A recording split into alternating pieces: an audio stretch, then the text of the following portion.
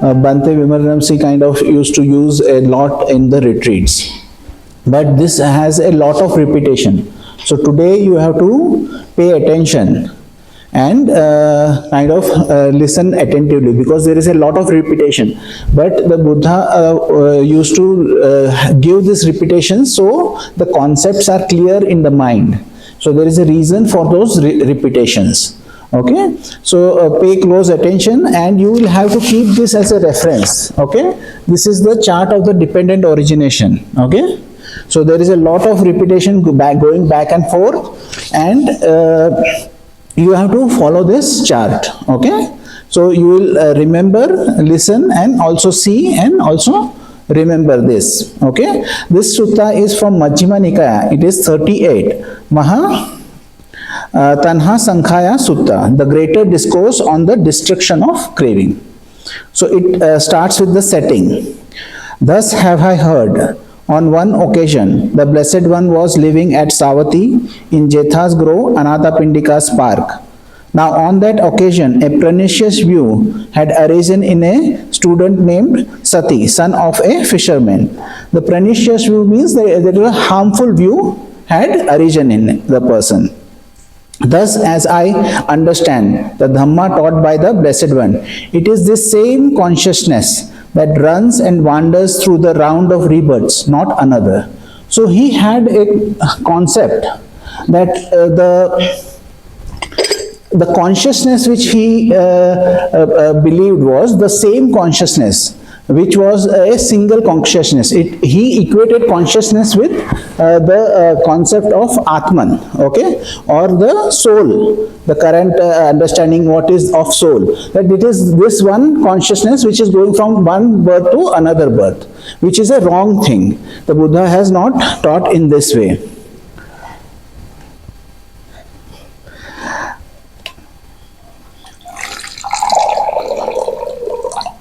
So what happens is, first there are other Buddha students who come and try and understand what he is seeing, is he understanding correctly or not.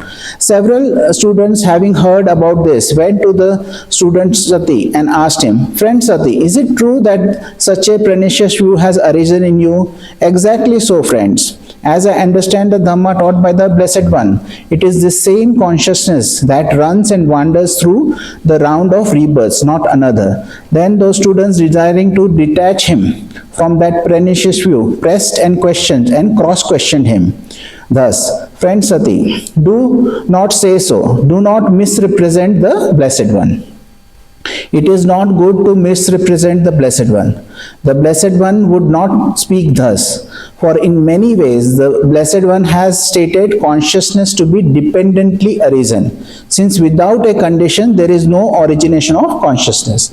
So everything is dependent on something else. So this we will go in detail. The Buddha is going in detail in the but especially for consciousness, they clarify to Sati that since without a condition there is no origination of consciousness, because there should be a condition for the consciousness to arise. Yet, although pressed and questioned and cross-questioned by those students in this way, the student Sati, son of a fisherman, still obstinately adhered to that pernicious view and continued to insist upon it. Means he was stubborn about it. He was not willing to listen to arguments or listen to logic or listen to facts. He was very stubborn. Since the students were unable to detach him from that pernicious view, they went to the Blessed One. And after paying homage to him, they sat down at one side and told him all that had occurred, adding, "Venerable Sir, since we could not detach the student Sati, son of a fisherman, from this pernicious view, we have reported this matter to the Blessed One." One thing about the son of a fisherman is, Bhante used to explain that because he was a son of a fisherman, but he did not like the smell of fish. So they kind of used to underline that fact, that as you are a son of a fisherman, so they kind of, it is a monk humor kind of in this way. Then the Blessed One addressed a certain student thus, Come, student, tell the student Sati, son of a fisherman, in my name, that the teacher calls him. Yes, venerable sir. He replied, and he went to the student Sati and told him, the teacher calls you friend Sati. Yes, friend, he replied. And he went to the Blessed One, and after paying homage to him, sat down at one side. The Blessed One then asked him, Sati, is it true that the following pernicious view has arisen in you? As I understand the Dhamma taught by the Blessed One, it is the same consciousness that runs and wanders through the round of rebirths, not another. Exactly so, Venerable Sir. As I understand the Dhamma taught by the Blessed One, it is this same consciousness that runs and wanders through the round of rebirths, not another. What is that consciousness, Sati? Venerable Sir, it is that which speaks and feels and experiences here and there the result of good and bad actions. So he is kind of equating it to a soul again. So he is again saying that it is that which speaks and feels and experiences here and there the result of good and bad actions. So he considered there is something permanent over here which kind of moves from one birth to another birth. Misguided man, to whom have you ever known me to teach the Dhamma in that way? Misguided man. Misguided man is a kind of a very harsh admonishment by the Buddha. When he says that you are misguided, the Buddha is kind of giving a harsh assessment of you.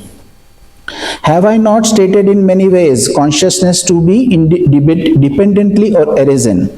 Since without a condition there is no origination of consciousness. But you, misguided man, have misrepresented us by your wrong grasp and injured yourself and stored up much demerit. For this will lead to your harm and suffering for a long time. Then the Blessed One addressed the students thus. Students, what do you think? Has this student Sati, son of a fisherman, kindled even a spark of wisdom in this Dhamma and discipline? How could he, Venerable Sir? No, Venerable Sir. When this was said, the student Sati, son of a fisherman, sat silent, dismayed, with shoulders drooping and head down, glum and without response. Then knowing this, the Blessed One told him, misguided man, you will be recognized by your own pernicious view. I shall question the students on this matter. So Buddha says you will be recognized by your view, wrong view which you are there, the harmful view which you have, you will be recognized. So even after 2500 years or 2600 years, we still remember him as a person who was misguided. Then the Blessed One addressed the students thus. Students, do you understand the Dhamma taught by me as this student Sati, son of a fisherman, does when he misrepresents us by his wrong grasp and injures himself and stores up much demerit? No, Venerable Sir, for in many discourses the Blessed One has stated consciousness to be dependently arisen, since without a condition there is no origination of consciousness. Good students, it is good that you understand the Dhamma taught by me thus. For in many ways I have stated consciousness to be dependently arisen, since without a condition there is no origination of consciousness. But this student Sati, son of a fisherman, misrepresents us by his wrong grasp and injures himself and stores up much demerit. For this will lead to the harm and suffering of this misguided man for a long time. Conditionality of consciousness. So after this Sati who was there, he kind of disrobed and started criticizing the Buddha, because he kind of still held on to that view. He was very stubborn. So he still held on to that view, and then he started criticizing the Buddha. In one of the suttas also he is mentioned once again that he is going to towns and kind of criticizing the Buddha. Students, consciousness is reckoned by the particular condition dependent upon which it arises. When consciousness arises dependent on the eye and forms, it is reckoned as eye consciousness. When consciousness arises dependent on the ear and sound, it is reckoned as ear consciousness. When consciousness arises dependent on the nose and odors, it is reckoned as nose consciousness. When consciousness arises dependent on the tongue and flavors, it is reckoned as tongue consciousness. When consciousness arises dependent on the body and tangibles, it is reckoned as body consciousness. When consciousness arises dependent on the mind and mind objects, it is reckoned as mind consciousness. Just as fire is reckoned by the particular condition dependent on which it burns. When fire burns dependent on logs, it is reckoned as a log fire. When fire burns dependent on faggots, it is reckoned as faggot fire. Faggot is you take some twigs and put it in a bundle. That is called a faggot. So it burns slowly. So if you burn all the twigs, it burns very fast. But when you take the twigs, put it in a bundle, then it burns slowly. So that is used in many cold countries. When the fire burns dependent on grass, it is reckoned as grass fire. When fire burns dependent on cow dung, it is reckoned as cow dung fire. When the fire burns dependent on chaff, it is reckoned as chaff fire. When fire burns dependent on rubbish, it is reckoned as rubbish fire. So too, consciousness is reckoned by the particular condition dependent on which it arises. When consciousness arises dependent on the eye and forms, it is reckoned as the eye consciousness. And it is repeated. When consciousness arises dependent on the mind and mind object, it is reckoned as mind consciousness. So, as we see that each arising of consciousness requires an eye, an object, and then the consciousness arises. Ear and sound and the consciousness arises. Nose and the odors and the consciousness of the arises. And if it is tongue and flavors, then the consciousness arises. If there is body and tangible, then the consciousness arises. If there is mind and mind object means thoughts, then the consciousness for that thing arises. General questionnaire on being or general consciousness of habitual tendencies. Students, do you see this has come to be? Yes, Venerable Sir. Students, do you see this has come to be means eye consciousness has come to be. Students, do you see its origination occurs with that as nutriment? Yes, Venerable Sir. What is the nutriment? For the eye, the color and shape or forms are the nutriment. For the ear, it is the sound. So, they ask, students, do you see its origination occurs with that as nutriment? Yes, Venerable Sir. Students, do you see with the cessation of that nutriment, what has come to be is subject to cessation? Yes, Venerable Sir. So see, if I have an eye open, there is light, and I am seeing objects, okay? If one of these things kind of is not there, then will the eye consciousness be there? No, it is not possible. If I close my eyes, then there is no eye consciousness. So if there is a light goes, and what will happen is our hearing will kind of improve immediately. And our sensation, if you want to search for a torch, our sensation will be there. But the eye consciousness will not be there, because the nutriment was the light and the forms. That form not being there, there is no eye consciousness. So, student, do you see with the cessation of that nutriment, what has come to be will be subject to cessation. In the same way, the ear, nose, the odors are there, taste is there, tangible is there, thoughts are there. Students, does doubt arise when one is uncertain? Thus, has this come to be? Yes, Venerable Sir. The doubt arises when you are uncertain of something. Okay? Students, does doubt arise when one is uncertain? Thus, does its origin occur with that as nutriment? Yes, Venerable Sir. Students, does doubt arise when one is uncertain? Thus, with the cessation of that nutriment, is what has come to be subject to cessation? Yes, Venerable Sir. So doubt is arisen when you are uncertain. When you are uncertain is when you have not seen it for yourself. That is when you are uncertain. Students, is doubt abandoned in one who sees as it actually is with proper wisdom? Thus, this has come to be.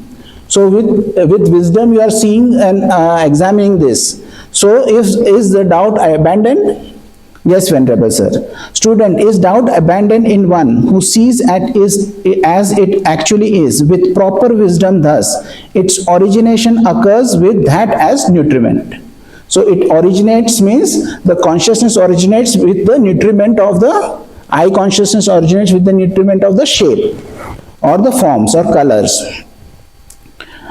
Yes, Venerable Sir. Students, is doubt abandoned in one who sees as it actually is with proper wisdom? Thus, with the cessation of that nutriment, what has come to be is subject to cessation. Yes, Venerable Sir. With the eye going or eye closing, then the eye consciousness also goes, because there is no nutriment now available to it. Students, are you thus free from doubt here? This has come to be. Yes, Venerable Sir. Students, are you thus free from doubt here? Its origination occurs with that as nutriment. Yes, Venerable Sir. Students, are you free from doubt here? With the cessation of that nutriment, what has come to be is subject to cessation? Yes, Venerable Sir.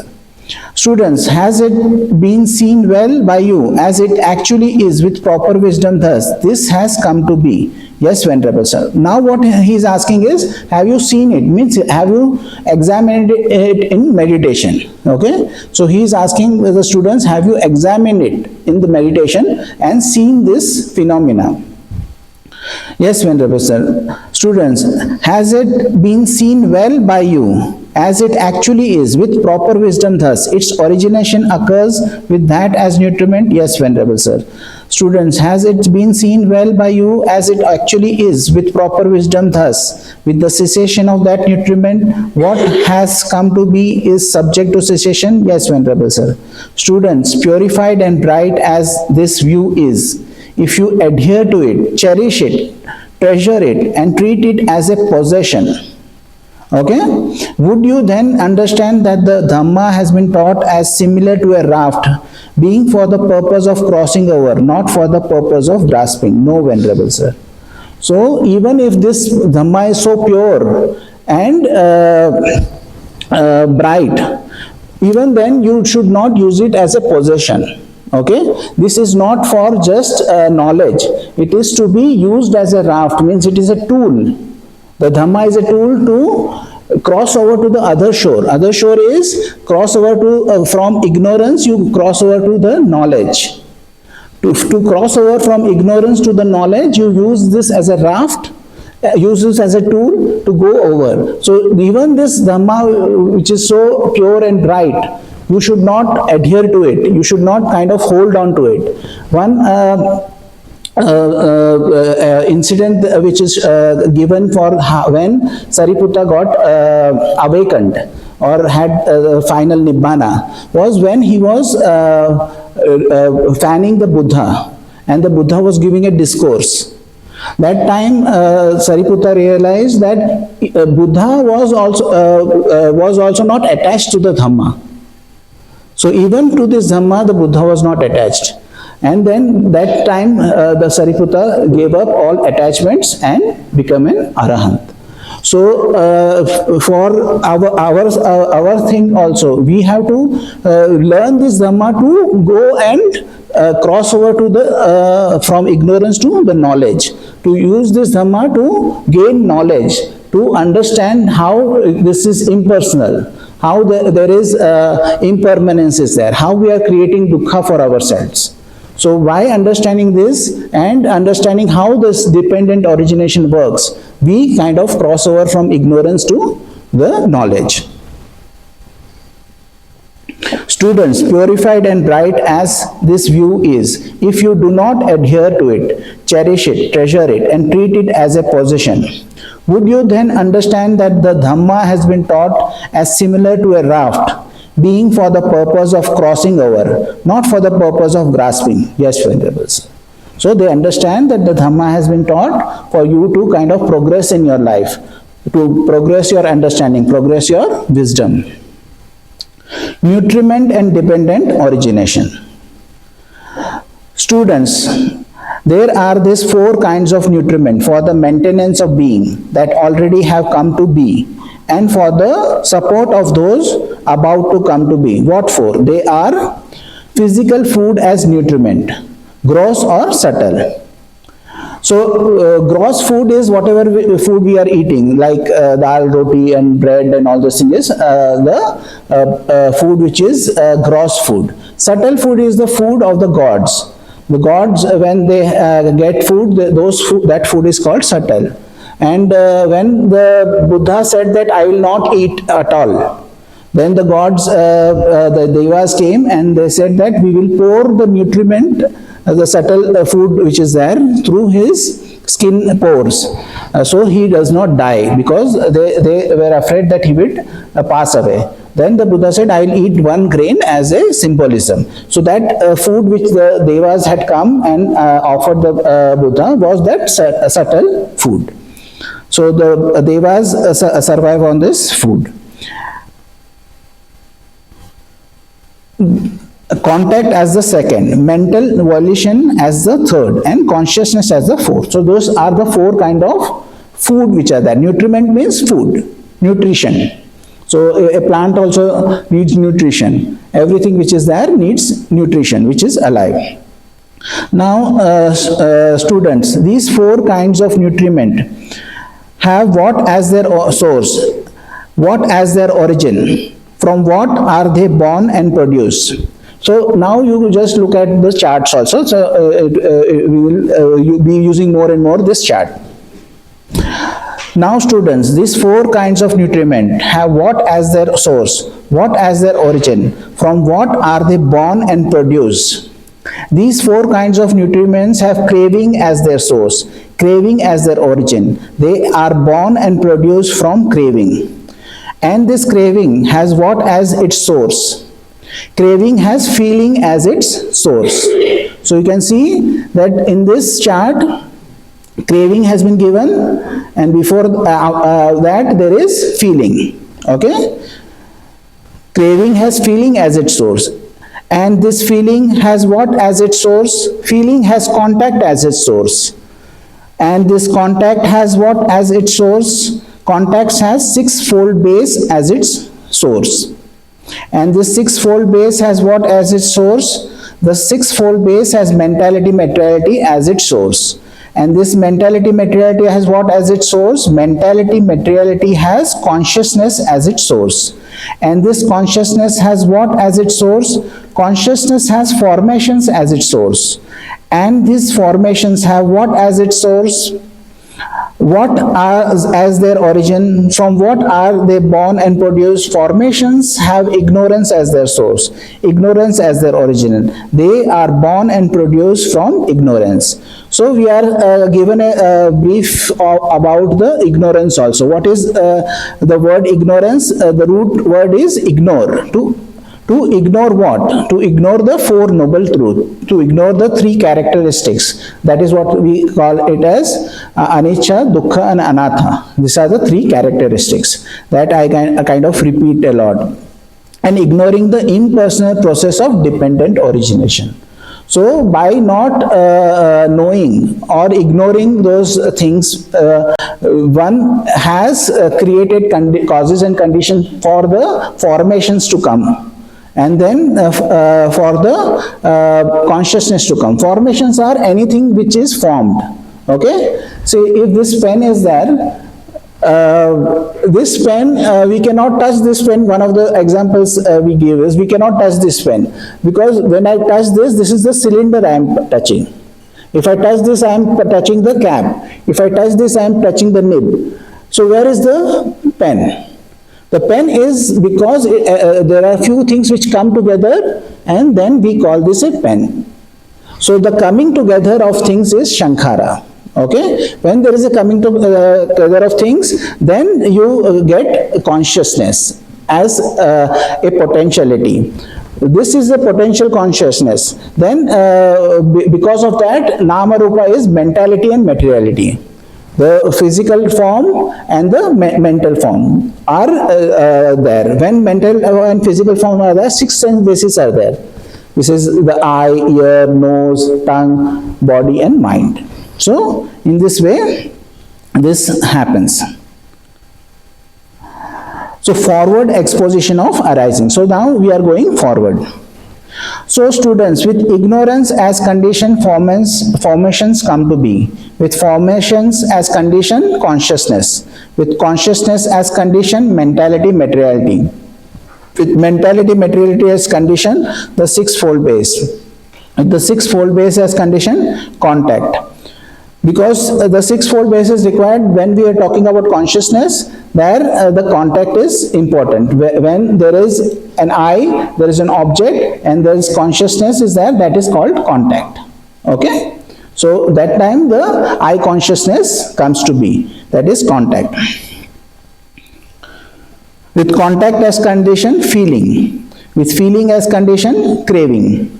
With craving as condition, clinging. With clinging as condition, habitual tendency. With habitual tendency as condition, birth. With birth as condition, aging and death. Sorrow, lamentation, pain, grief and despair come to be. Such is the origin of this whole mass of suffering. So one thing is dependent on the other, is dependent on the other. One thing does not cause the other, but it is dependent. It is shown as, say, if there are two reeds, grass, there are two reeds of grass which are there like this. So one is dependent on the other. One does not make the other happen, but one is dependent on the other. So when there is ignorance, then there is formations. Okay? With reverse order questionnaire. So we are going in reverse now. With birth as condition, aging and death. So it was said. Now students, do aging and death have birth as condition or not? Or how do you take it in this case? Aging and death have birth as condition, Venerable Sir. Thus we take it in this case. With birth as condition, aging and death. With habitual tendency as condition, birth. So it was said. Now students, does birth have habitual tendency as condition or not? Or how do you take it in this case? Birth has habitual tendency as condition, Venerable Sir. Thus we take it in this case. With habitual tendency as condition, birth. With clinging as condition, habitual tendency. So it was said. Now students, does habitual tendency have clinging as condition or not? Or how do you take it in this case? So are you seeing this? This is following the pattern of this chart. Habitual tendency has clinging as condition, Venerable Sir. Thus we take it in this case. With clinging as condition, habitual tendency. With craving as condition, clinging. So it was said. Now students, does clinging have craving as condition or not? Or how do you take it in this case? Clinging has craving as condition, Venerable Sir. Thus we take it in this case. With craving as condition, clinging. With feeling as condition, craving. So it was said. Now students, does craving have feeling as condition or not? Or how do you take it in this case? Craving has feeling as condition, Venerable Sir. Thus we take it in this case. With feeling as condition, craving. With contact as condition, feeling. So it was said. Now students, does feeling have contact as condition or not? Or how do you take it in this case? Feeling has contact as condition, Venerable Sir. Thus we take it in this case. With contact as condition, feeling. With the sixfold base as condition, contact. So it was said. Now students, does contact have sixfold base as condition or not? Or how do you take it in this case? Contact has the sixfold base as condition, Venerable Sir. Thus we take it in this case. With the sixfold base as condition, contact. With mentality, materiality as condition, the sixfold base. So it was said. Now students, does the sixfold base have mentality, materiality as condition or not? Or how do you take it in this case? The sixfold base has mentality, materiality as condition, Venerable Sir.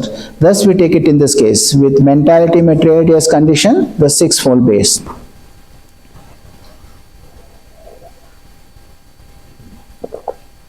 With consciousness as condition, mentality, materiality. So it was said. Now students, does mentality and materiality have consciousness as condition or not? Or how do you take it in this case? Mentality, materiality has consciousness as condition, Venerable Sir. Thus we take it in this case. With consciousness as condition, mentality, materiality. With formations as condition, consciousness. So it was said. Now students, does consciousness have formations as condition or not? Or how do you take it in this case? Consciousness has formations as condition, Venerable Sir. Thus we take it in this case. With formations as condition, consciousness. With ignorance as condition, formation. So it was said. Now students, do formations have ignorance as condition or not? Or how do you take it in this case? Formations have ignorance as condition, Venerable Sir. Thus we take it in this case. With ignorance as condition, formations. So now they went from one end to the other, then from the other end to the start. Once again. So now recapitulation of arising. So now we are again reconfirming all these things. Good students. So you say thus and I also say this. When this exists, that comes to be. So the Buddha is saying if this exists, that comes to be. With the arising of this, that arises. So if this is there, that comes to be. If this arises, that arises. Okay? So that is how he is explaining. That is with ignorance as condition, formations. With formations as conditions, consciousness. With consciousness as condition, mentality, materiality. With mentality, materiality as condition, sixfold base. With the sixfold base as condition, contact. With the contact as condition, feeling. With feeling as condition, craving. With craving as condition, clinging. With clinging as condition, habitual tendencies. With habitual tendency as condition, birth. With birth as condition, aging and death. Sorrow, lamentation, pain, grief and despair come to be. Such is the origin of this whole mass of suffering. So when you see that one thing leads to another, that is the reason letting go is very important. When you recognize, you let go. So wherever this cycle is there, you kind of break this cycle. So as you go along in your meditation and you are going to higher states, then you will see in higher and higher states, you see better and better. So initially you will be finding out in the death stage, when you are the thought has completed and they have gone to circles, then you recognize it. Then you will recognize in the birth of action. Okay, when the thought is originating and going, in the middle you will be able to recognize, oh, my attention is moving away, and then you will let it go. Then when there is a habitual tendency, something happens and you are reacting in this way, so you recognize your reactions. You recognize that, oh, I am not feeling good about this or something like that, and then you let that go. Before that, there is clinging. Clinging is all the thoughts and everything which comes to why you are liking this or not liking this. Before that, there is craving. And craving, how it is found out in the body with tension and tightness. When you recognize this tension and tightness, you let it go. And then your mind does not move. Because your mind's attention is there and you recognize there is tension, you relax and you be on that object of meditation longer and longer. And then eventually your mindfulness slips, then again you go, but you kind of find out where you are letting go. That is the reason letting go is very important. Because whenever you are letting go, you are collapsing the sequence. So because there is no craving is there is no clinging. If you let go at clinging, then there is no habitual tendencies. So that way you are kind of breaking the cycle. Yes. It is one is dependent on the other, but one does not create the other. Okay, that has to be a distinction. So when there is a craving, then clinging comes to be. But the clinging is not generated by craving. But clinging and craving are interdependent. That is, they are dependent on each other. That is the reason it is dependent origination.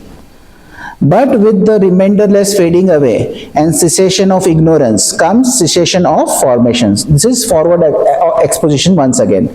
Now this is the time when you have kind of gained knowledge. What happens when you have gained knowledge? So, but with the remainderless fading away and cessation of ignorance comes cessation of formations. With the cessation of formation, cessation of consciousness. With the cessation of consciousness, cessation of mentality, materiality. With the cessation of mentality, materiality, cessation of sixfold base. With the cessation of the sixfold base, cessation of contact. With the cessation of contact, cessation of feeling. With the cessation of feeling, cessation of craving. With the cessation of craving, cessation of clinging. With the cessation of clinging, cessation of habitual tendencies. With the cessation of habitual tendencies, cessation of birth. With the cessation of birth, aging and death, sorrow, lamentation, pain, grief and despair cease. Such is the cessation of this whole mass of suffering. So when there is no ignorance, then there is no kind of dependent origination cycle which is possible. Reverse order questionnaire on cessation. So again, the Buddha is asking the question in reverse and kind of reconfirming this. So you have to look at the chart and also follow this along. With the cessation of birth, cessation of aging and death. So it was said. Now students, do aging and death cease with the cessation of birth or not? Or how do you take it in the case? So what is the Buddha asking is that if there is cessation of birth, okay, with the cessation of birth, if there is no birth, will there be aging and death? No. So aging and death cease with the cessation of birth, Venerable Sir. Thus we take it in this case. With the cessation of birth, cessation of aging and death. With the cessation of habitual tendencies, cessation of birth. With the cessation of clinging, cessation of habitual tendencies. With the cessation of craving, cessation of clinging. With the cessation of feeling, cessation of craving. With the cessation of contact, cessation of feeling. With the cessation of sixfold base, cessation of contact. With the cessation of mentality, materiality, cessation of the sixfold base. With the cessation of consciousness, cessation of mentality, materiality. With the cessation of formations, cessation of consciousness. With the cessation of ignorance, cessation of formations. So it was said. Now students, do formations cease with the cessation of ignorance or not? Or how do you take it in this case? Formations cease with the cessation of ignorance wherever, sir. Thus we take it in this case. With the cessation of ignorance, cessation of formation. So this is the way it happens. Recapitulation of cessation. Then again he is reconfirming. The Buddha is reconfirming. Good students, so you say thus and I also say thus. When this does not exist, that does not come to be. With the cessation of this, that ceases. So this is in very simple terms, the Buddha is explaining, when this does not exist, that does not come to be. If this is not there, then that will not come to be. If that does not arise, then this does not arise. So in the same way it goes on. When that does not exist, that does not come to be. With the cessation of this, that ceases. That is, with the cessation of ignorance comes cessation of formation. With the cessation of formations, cessation of consciousness. With the cessation of consciousness, cessation of mentality, materiality. With the cessation of mentality, materiality, cessation of the sixfold base. With the cessation of the sixfold base, cessation of contact. With the cessation of contact, cessation of feeling. With the cessation of feeling, cessation of craving. With the cessation of craving, cessation of clinging. With the cessation of clinging, cessation of habitual tendencies. With the cessation of habitual tendencies, cessation of birth. With the cessation of birth, aging and death, sorrow, lamentation, pain, grief and despair cease. Such is the cessation of this whole mass of suffering. So, what you are gaining over here is the knowledge. So, as and when you are gaining knowledge, you are banishing ignorance. And as and when you are banishing ignorance, you are banishing the suffering. So, if you know a little, you suffer a little. Okay? And if you know means a lot, you suffer a lot less. Okay? So, as and when your knowledge grows, in that same in the proportion, your suffering reduces.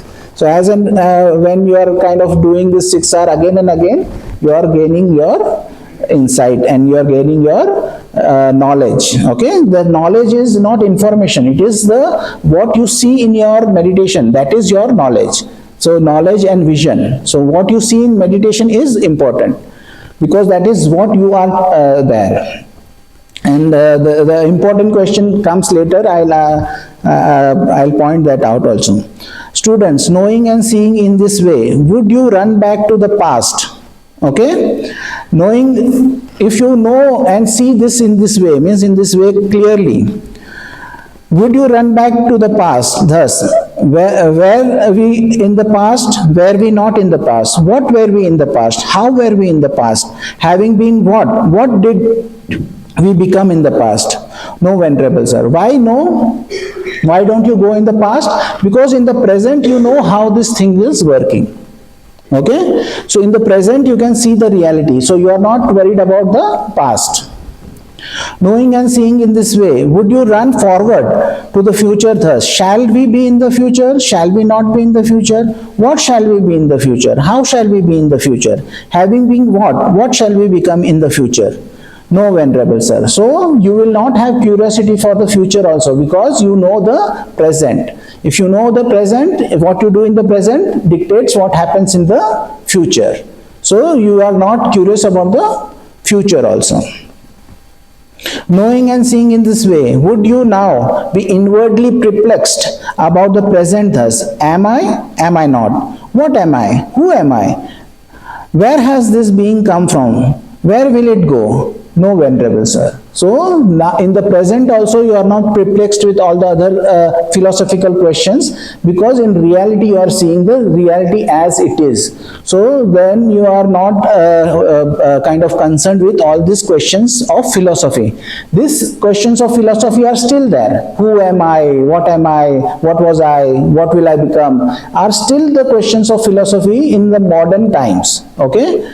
But the Buddha says that when you know the reality now, here and now, then you don't have to worry about the past, you don't have to worry about the future, and you are not confused about the present. So by knowing and seeing, you can free yourself with all this views and concepts and philosophies and everything. Students, knowing and seeing in this way, would you speak thus? The teacher is respected by us. We speak as we do out of respect for the teacher. No, Venerable Sir. So when somebody asks you how this is working, are you going to say that I tell this because I am respecting my teacher or the Buddha and I am telling you this? No, because you know for yourself. So you are not talking just because of the respect of the teacher. Knowing and seeing in this way, would you speak thus? The recluse says this, and we speak thus at the bidding of the recluse. No, Venerable Sir.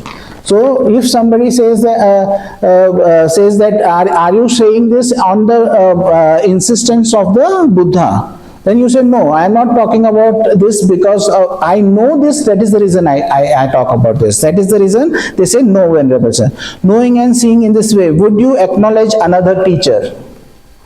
No, Venerable Sir. Why would you not acknowledge your another teacher? Because you are your own teacher now.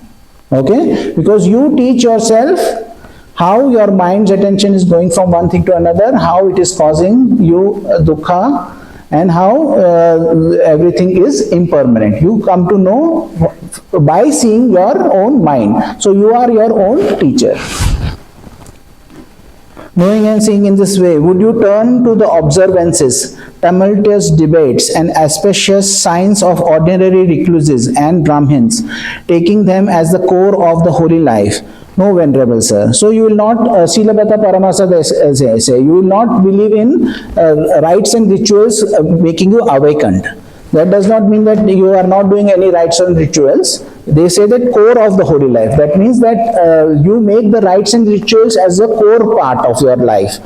That you will not do because you know that core part of the holy life is to understand, to know how your mind's attention is moving from one thing to another. Okay? Then you will not take the rites and rituals. Rites and rituals are also the part of the, but it will not be the core of your life. Do you speak only of what you have known, seen and understood? for yourself. Yes, Venkata sir. So this is important. Do you speak only of what you have known, seen and understood for yourself? Yes, Venkata sir. So what you have known and seen for yourself, you will speak about that. Good students, so you have been guided by me with this Dhamma, which is visible here and now. So when you do this practice, it is visible here and now. One way of the Buddha explains is here and now. How you see is, if there is an unwholesome mind, you know the mind is unwholesome. If there is a wholesome mind, you know the mind is wholesome. That is, immediately you know here and now how your mind is there. That is the explanation of knowing here and now. Immediately effective. Immediately effective means as soon as you know, you can let go. Okay? So you can recognize, release, relax, re-smile and return back to your wholesome object. So it is immediately effective. You don't need to wait for some lifetime, or you don't have to die and then be reborn to know if it has been effective. Immediately you are knowing effectiveness. When you recognize, you release, relax, re-smile and come back. So you know that there was an unwholesome thought. Now unwholesome thought has been released. You have relaxed, let go, tension and tightness go. You have re-smiled, brought something wholesome and returned back to your object of meditation. So this is immediately effective. Inviting inspection. Inviting inspection means that you are enthusiastic that you can ask somebody to come and check this out. Onward leading means it leads you forward in the practice. Onward leading. To be experienced by the wise for themselves. So if a person is wise enough, he can experience for themselves. Okay, so you are experiencing this for yourself only. You are not able to experience it for others, or not others cannot give you this experience. So for a wise, they have to experience it for oneself. For it was with reference to this that it has been said, students, this Dhamma is visible here and now, immediately effective. Inviting inspection, onward leading, to be experienced by the wise for themselves. The round of existence. Now they are talking about round of existence is samsara, the cycle of samsara. So the Buddha is trying to explain how this samsara is actually going, the practical terms. Now he talked about terms of meditation. So now he is talking about terms in terms of samsara. Conception to maturity. Students, the descent of the embryo takes place through the union of three things. Here, there is the union of the mother and father, but the mother is not in season and the Gandhabba is not present. In this case, no descent of an embryo takes place. Here there is the union of mother and father, and the mother is in season, but the Gandhabba is not present. In this case too, no descent of the embryo takes place. But when there is the union of the mother and father, and the mother is in season, and the Gandhabba is present, so the union of these three things, the descent of the embryo takes place. So the Gandhabba is given kind of a concept which is given a couple of times in the Nikāyas. So it can be considered to be the consciousness which is awaiting rebirth. So when there is a consciousness awaiting rebirth, that may be considered to be, that may be the name given to it. And then Vedas, I think there is Gandharva is there. And then there is a other concept of Gandharvas as a Cupid. So that is more in the Vedic tradition. That is explained. But over here it just means the consciousness which is awaiting rebirth. The mother then carries the embryo in her womb for 9 or 10 months. 9 or 10 months is mentioned because 9 months is as per the sun calendar, and it can be 10 months as per the moon calendar. So based on that, 9 or 10 months. The mother gives birth with much anxiety as a heavy burden. Then when the child is born, she nourishes it with her own blood. For the mother's blood, the mother's blessed milk is called blood in the noble one's disciple. So in the Hindi movies, if you are seeing, there will be a dialogue which says that I have given you my blood and raised you. So this is what in the time of Buddha also the same dialogue was there. When he grows up and his faculties mature, The child plays at such games as toy plows, tippy cat, somersaults, toy windmills, toy measures, toy cars, and toy bow and arrow. So there was a lot of toys at the time of the Buddha also. So the children had a lot of toys with them. When he grows up and his faculties mature still further, the youth enjoys himself provided and endowed with the 5 codes of sensual pleasure. The forms cognizable by the eyes, sounds cognizable by the ear, odors cognizable by the nose, flavors cognizable by the tongue, tangible cognizable by the body, that are wished for, desired, agreeable and likable, connected with sensual desire and provocative of lust. So as he grows old, he has more and more things he wants and wants to enjoy. The continuation of the round. On seeing a form with the eye, he lusts after it. If it is pleasing, on seeing a form with the eye, he lusts after it if it is pleasing. So if it is likable, then he wants more of it. He dislikes it if it is unpleasing. So if it is unpleasing, he will not like it. He abides with mindfulness of the body unestablished. So he does not have the kind of awareness of the body. He has not established his mindfulness of the body.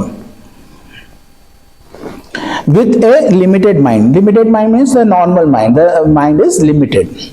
And he does not understand as it actually is the deliverance of mind and deliverance by wisdom, wherein those evil unwholesome states cease without remainder. So he does not know how to let go of the thoughts or the unwholesome thoughts which are there. So the 6R which is there, he is unaware of. Engaged as he is in favoring and opposing. So sometimes he favors, sometimes he opposes. Whatever feeling he feels, whether pleasant or painful or neither painful nor pleasant, he delights in that feeling, welcomes it and remains holding to it. As he does so, delight arises in him. Now delight in feelings is clinging. With his clinging as condition, habitual tendency comes to be. With the habitual tendency as condition, birth. With the birth as condition, aging and death. Sorrow, lamentation, pain, grief and despair come to be. Such is the origination of this whole mass of suffering. So because of his cravings and everything, he continues to the next birth. Okay, and this can be a next birth also and the next thing also. So somebody can get a liking to some kind of a object.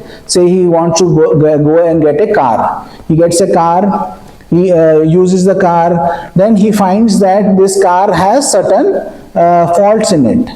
The car was not as he wished for or anything, and he wants the next car. Many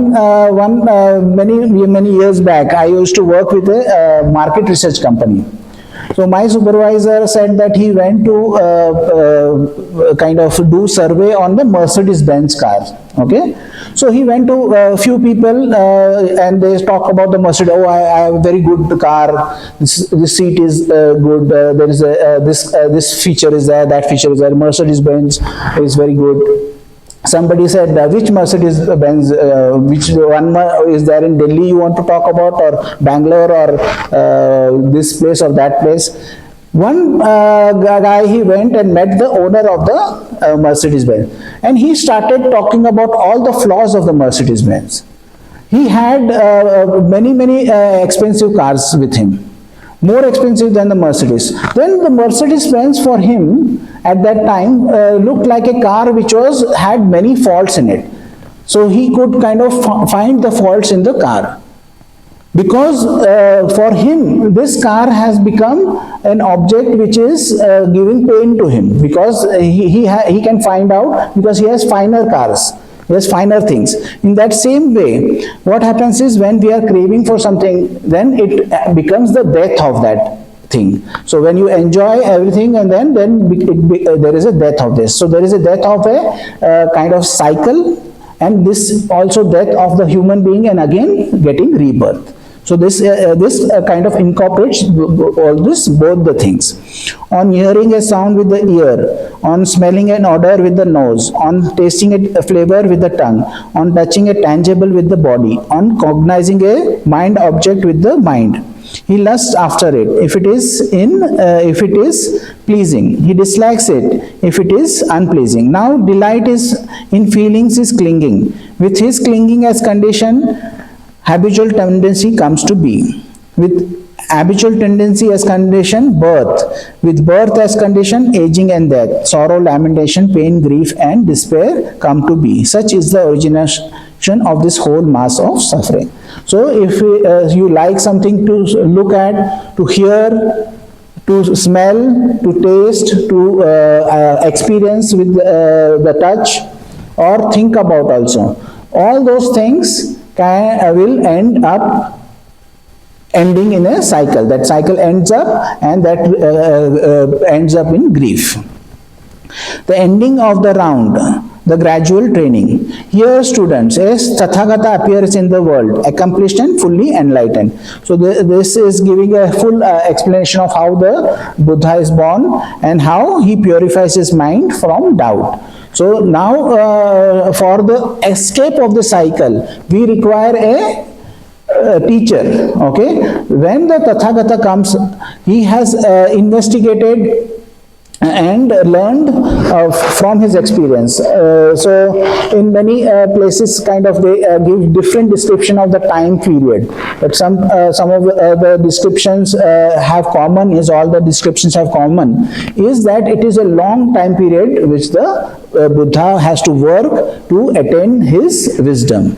So because he takes lifetimes over lifetimes to learn each thing. They also in Mahayana there is a concept of parmis. They have 10 parmis, and there's those 10 parmis they are fulfilling. So by fulfilling those parmis, they say that if you fulfill those parmis, 10 parmis once, then you can become an arahant. If you do it twice, you can become a Pacceka Buddha, and if you do it thrice, then you will become a Sammasambuddha. Sammasambuddha has the distinction of learning it for himself and teaching. Pacceka Buddha learns for himself but does not have the time period where he can teach, because the people will not understand what he is teaching.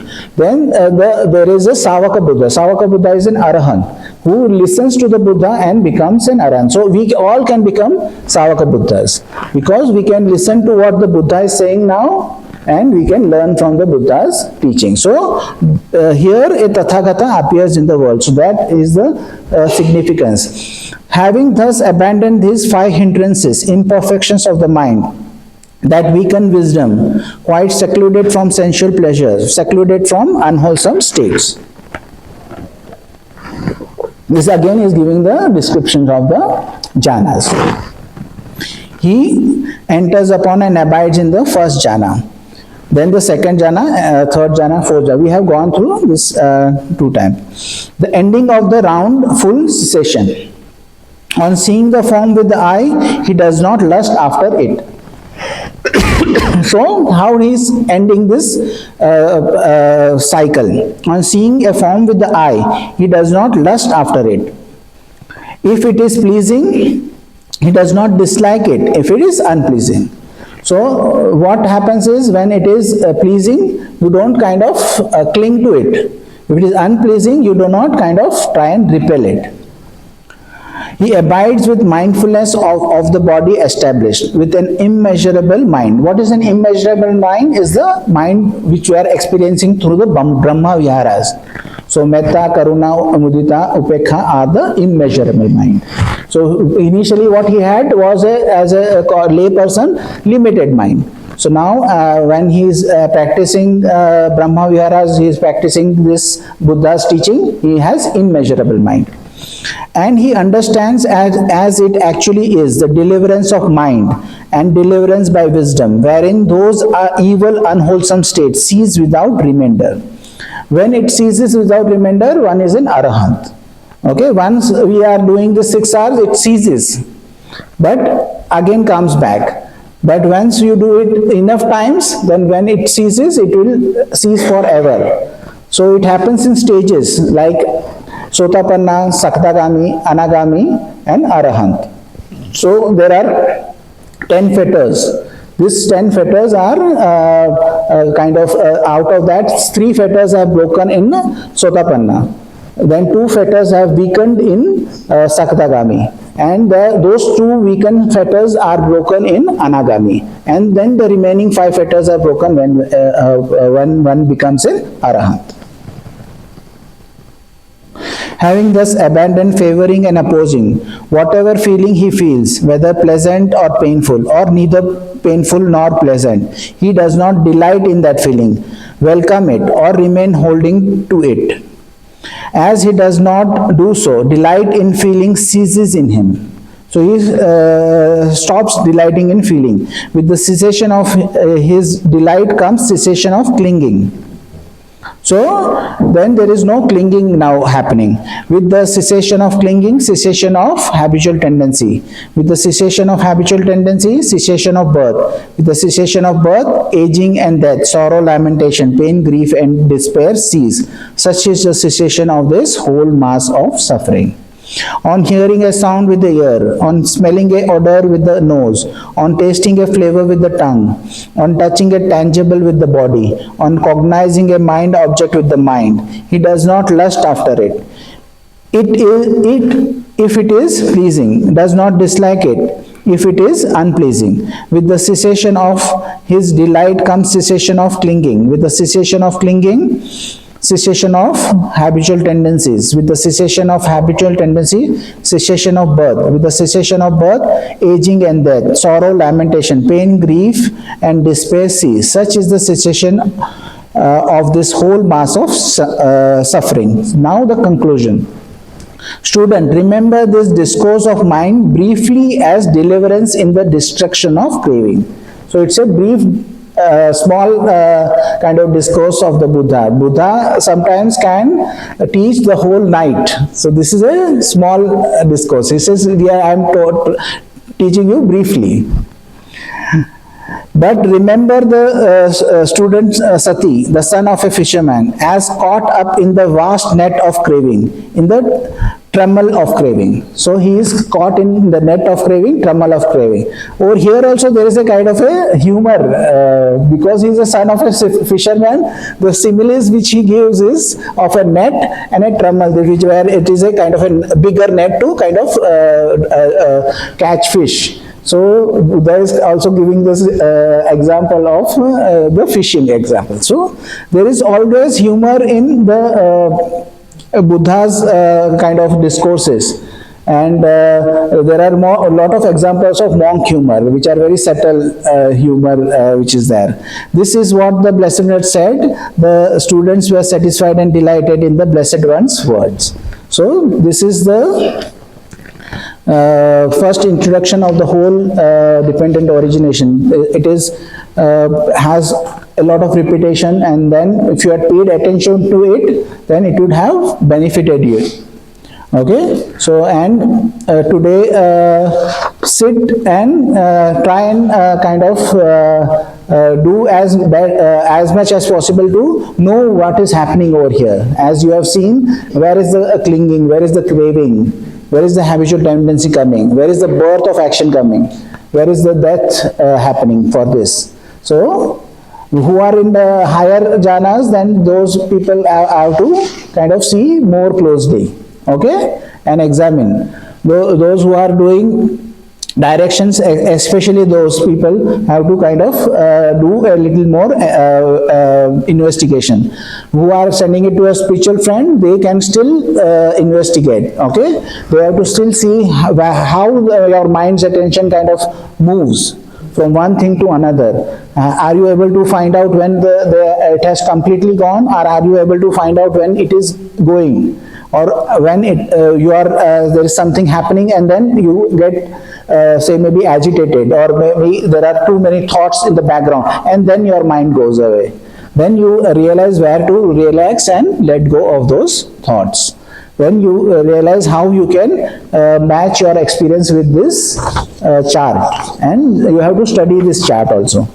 So I see there is a lot of questions today. We have got let us see. This I have actually done. No?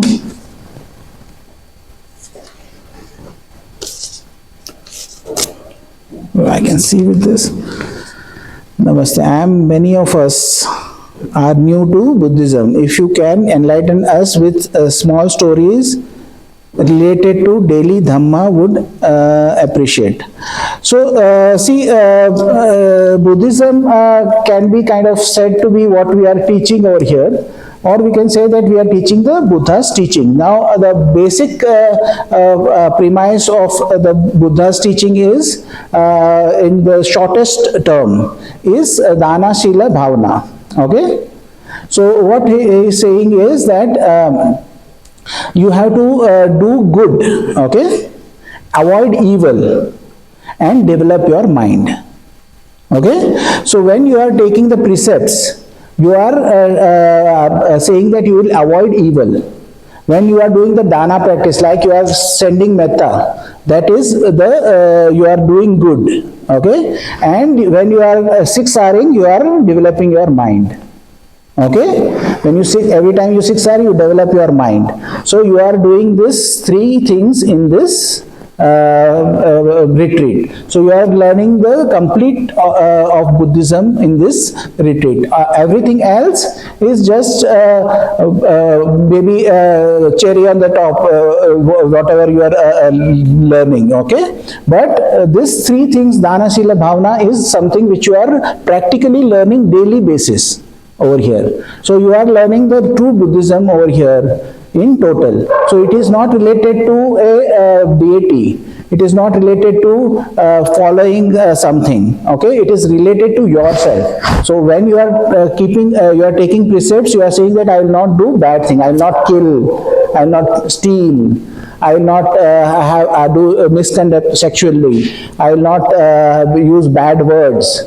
Like I will not lie, I will not have divisive speech, I will not have harsh speech. Okay, so all these things you kind of don't do. I will not have alcohol or intoxicants, so which harm you and harm others also. So all these things which you are taking the precepts, you are changing, which you are shaking, we will not do harm. What are the good is, the dana is there. So what are the dana we are doing? If we have metta, we are sharing the metta with our spiritual friend. If you go further, you are sharing with all the beings all over the place. If you have karuna, then you are sharing the karuna. If you have mudita, you are sharing the mudita. If you have upekha, you are sharing the upekha. So this is the dana you are doing. So bhavana is what? Bhavana is understanding the mind. How do you understand? You understand how the mind's attention has moved. You release, relax, re-smile and come back. So whenever you are doing siksar, you are developing your mind. Because when you do siksar initially, you have to do it more. Then now you have to do less. Why? Because you are recognizing early. And you have developed your mind. So in this 5 days only, there is a development of your mind. So you have already developed your mind to a certain extent. If somebody started at this level, then they are at this level. Means if it took you 2 minutes to kind of get distracted, now it takes 5 minutes to get distracted. So you have developed your mind in that fashion. So we have done that a lot. Honestly, you might find it silly. Whole day some object of meditation becomes tough. If it's feasible in structure, of course. Can we have small guided different? You want a different guided meditation. See, guided meditation have its own kind of limitations, okay? Guided meditation have limitations because the meditation has to be done by yourself, okay? And at your own pace. When somebody is guiding you, you kind of become limited to that guidance. So that is to be avoided in a kind of regular sense. In a few sittings, it's okay. Why the sitting should be long? If not happening, are there consequences? Sitting should be long naturally, not by forcing yourself. And just a long sitting is not a good indication of anything. Because your mind sometimes takes a time to settle down. That is the reason if you are sitting long, then it may give you opportunity to see the things which you have normally not had seen.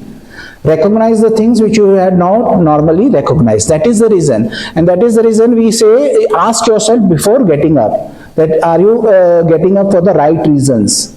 We don't say that you push yourself, whatever happens, you sit and sit for 2 hours, or we will kind of be angry with you. But we say that ask yourself question, why am I getting up? If you are getting up for a wrong reason, then you can kind of self-correct yourself and sit longer. And by sitting longer, you are kind of going into a calmer mind, and then you may kind of realize certain things. And when you realize those certain things, then that can kind of aid your knowledge and vision. So the vision part, to develop that is the reason a long sit is there. Empty mind, blank mind, balanced mind. Please explain. Forgiveness, forgetting things, is forgetting or letting go. Forgiveness is of letting go, not forgetting. Okay, you may still remember those things, but the energy which was there of the previous things will not be there. So that is the reason forgiveness is of letting go, of not getting those energies which are there affect you anymore. Okay, you realize that the other person has also done this because they don't understand. They don't understand how the mind is working. They also have ignorance. Because of their ignorance, they are doing those things in an ignorant manner, and thus you, after recognizing, you let go. So you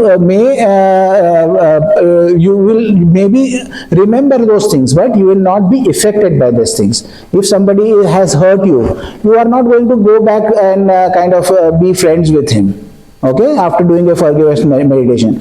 But maybe one example was given was to me by a monk was that if you see that person crossing the street, you will not be emotionally disturbed. So if that level of letting go has happened, then that is enough. You will not go there and kind of shake hands with them.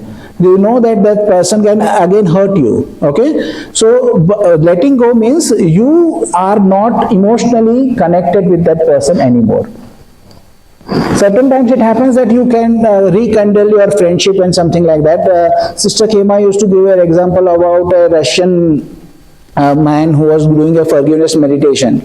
So when he was doing a forgiveness meditation, he had a great success, and then he went to a cafe to drink a coffee or something. And it was a small town, and the other guy who he had a beef with started walking towards the cafe, and people actually left the cafe saying that, oh, now we are going to have a fight. They are both together in the same cafe now. But this guy just looked at him, and this guy looked at him and said, how is it going? And he said, okay, I'm good. He said, okay, let's have coffee. And they had a coffee and had a conversation. Now, one thing about this was explained to me by one other monk in Mahātaṇhāsaṅkhayasutta. He says that when you are forgiving somebody, the physical reaction of when you see that person of like this or like that, your facial reaction, your body reaction are not there.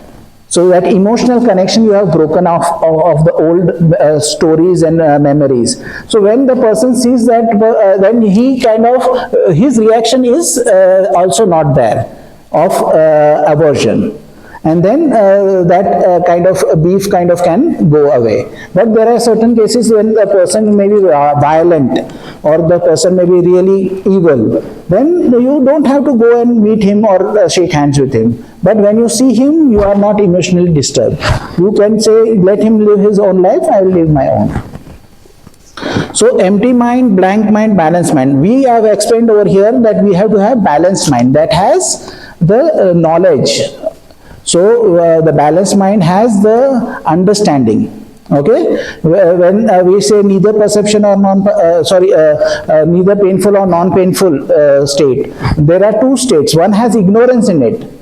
When there has ignorance in it, then that is harmful. But when you are going in the fourth jhana, there is neither painful nor painful state. Okay, and neither pleasurable nor painful state is there, but it is mentioned that there is wisdom in it.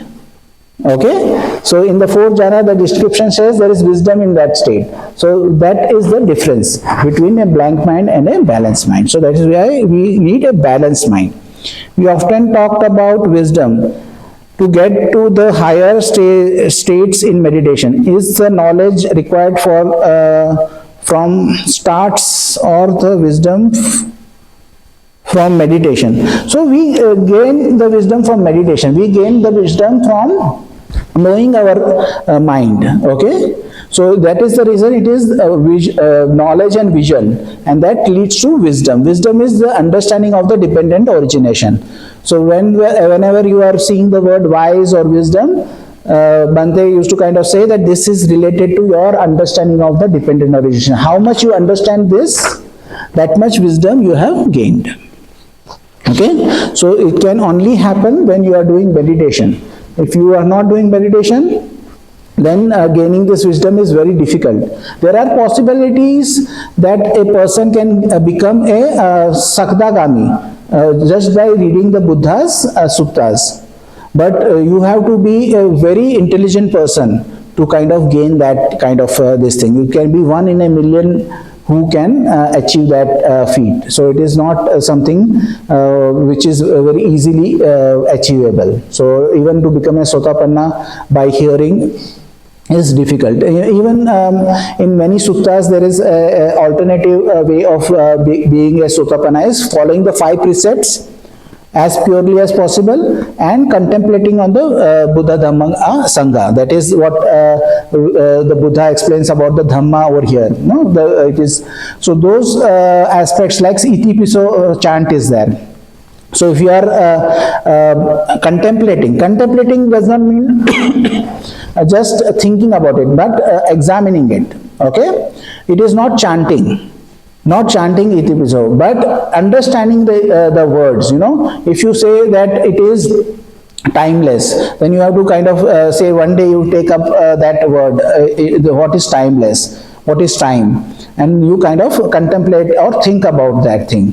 Then you keep your precepts. If you do this in your lifetime, then you can call yourself a Sotapanna. So that's an alternative way of reaching to wisdom.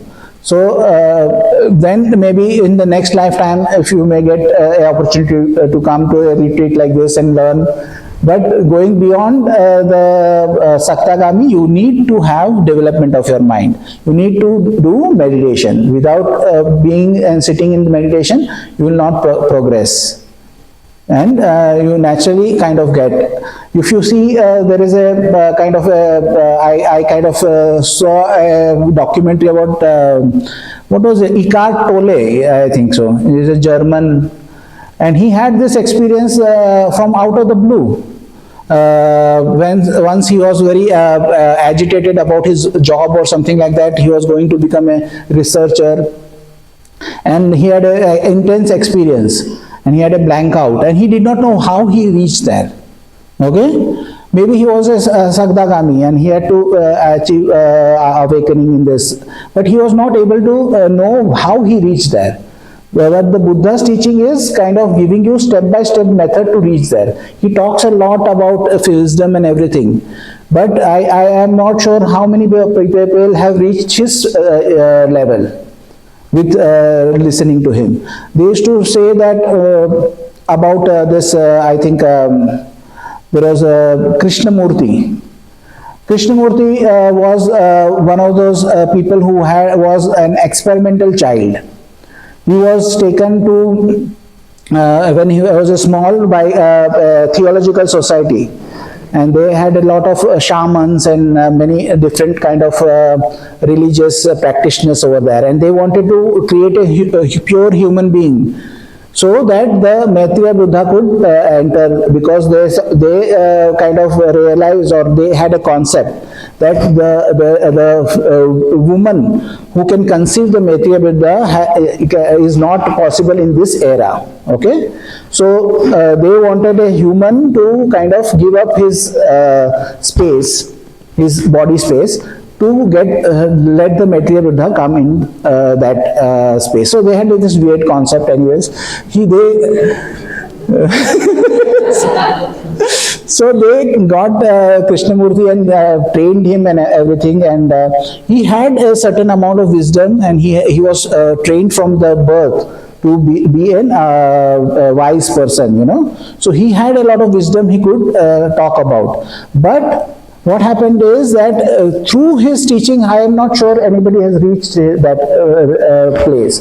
There was one Ajahn Sumedho, who was a very senior monk who established Atmananachal. We had the opportunity to go and meet him for 7 days when he was there. Every night we used to go. And on this night he said that we used to go to, when he was in England, we used to go, when he was a monk. As a monk he used to go and listen to Krishnamurti in live. So he said that the feeling I came with after that experience was like somebody who's sitting on the edge of a 2-story building, you know, and saying that, see, beyond this there is a beautiful garden, and there is this lake, and there is this flowers and everything, but he is not giving you a ladder to reach there. Okay, he is describing the things which are correct, but there is no ladder to reach there. But the Buddha is giving you a step-by-step ladder to reach to that level of understanding. And many people have reached at least 1 level, 2 level, 3 level on my kind of, when I have been with Bhante Vimalvansi and gone through with him for many retreats. I have seen people progress. And seen people kind of change, physically change in a retreat. You know, a person comes and he is so rigid and angry, and one person had a fight with me on the third, not a fight, but he was kind of aggressive with me on the 3rd day, and he was asking some question, and he was like he was a Chinese Malaysian, and they have a tough life, because politically also they are kind of oppressed. So they have this always this look, tough look on his face. And then by the 10th day, he was a completely changed person. He had smile, and his face was no longer crunched. And he kind of came and kind of bowed down to me. And he came to the other retreats also, and the next year also he came for the retreats, and he was kind of helping. He got his car and he was taking us places and all these things. So I have seen that it can kind of change you fundamentally, this teaching. So this is not my teaching, or this is not my teacher's teaching, Bhante's Vimaran's, it is not teaching, it's the teaching of the Buddha. So that is the reason when we are reading the words of the Buddha to you as it is, this has a different effect. It has a profound effect, because this is directly conveying the knowledge which the Buddha has left us to you. And then the practice is also simplified. The right effort or the harmonious practice is simplified as 6 hours, so you can understand, you can remember, and you can implement. So you have to practice and progress. So is there any questions? But maybe I have a silly question. There is no silly questions, they are all good questions. When somebody is free from birth and death cycle, then what happens with mind or consciousness, where it goes? So that is the question Buddha does not answer. He says that is not relevant, because we can say that the consciousness does not travel.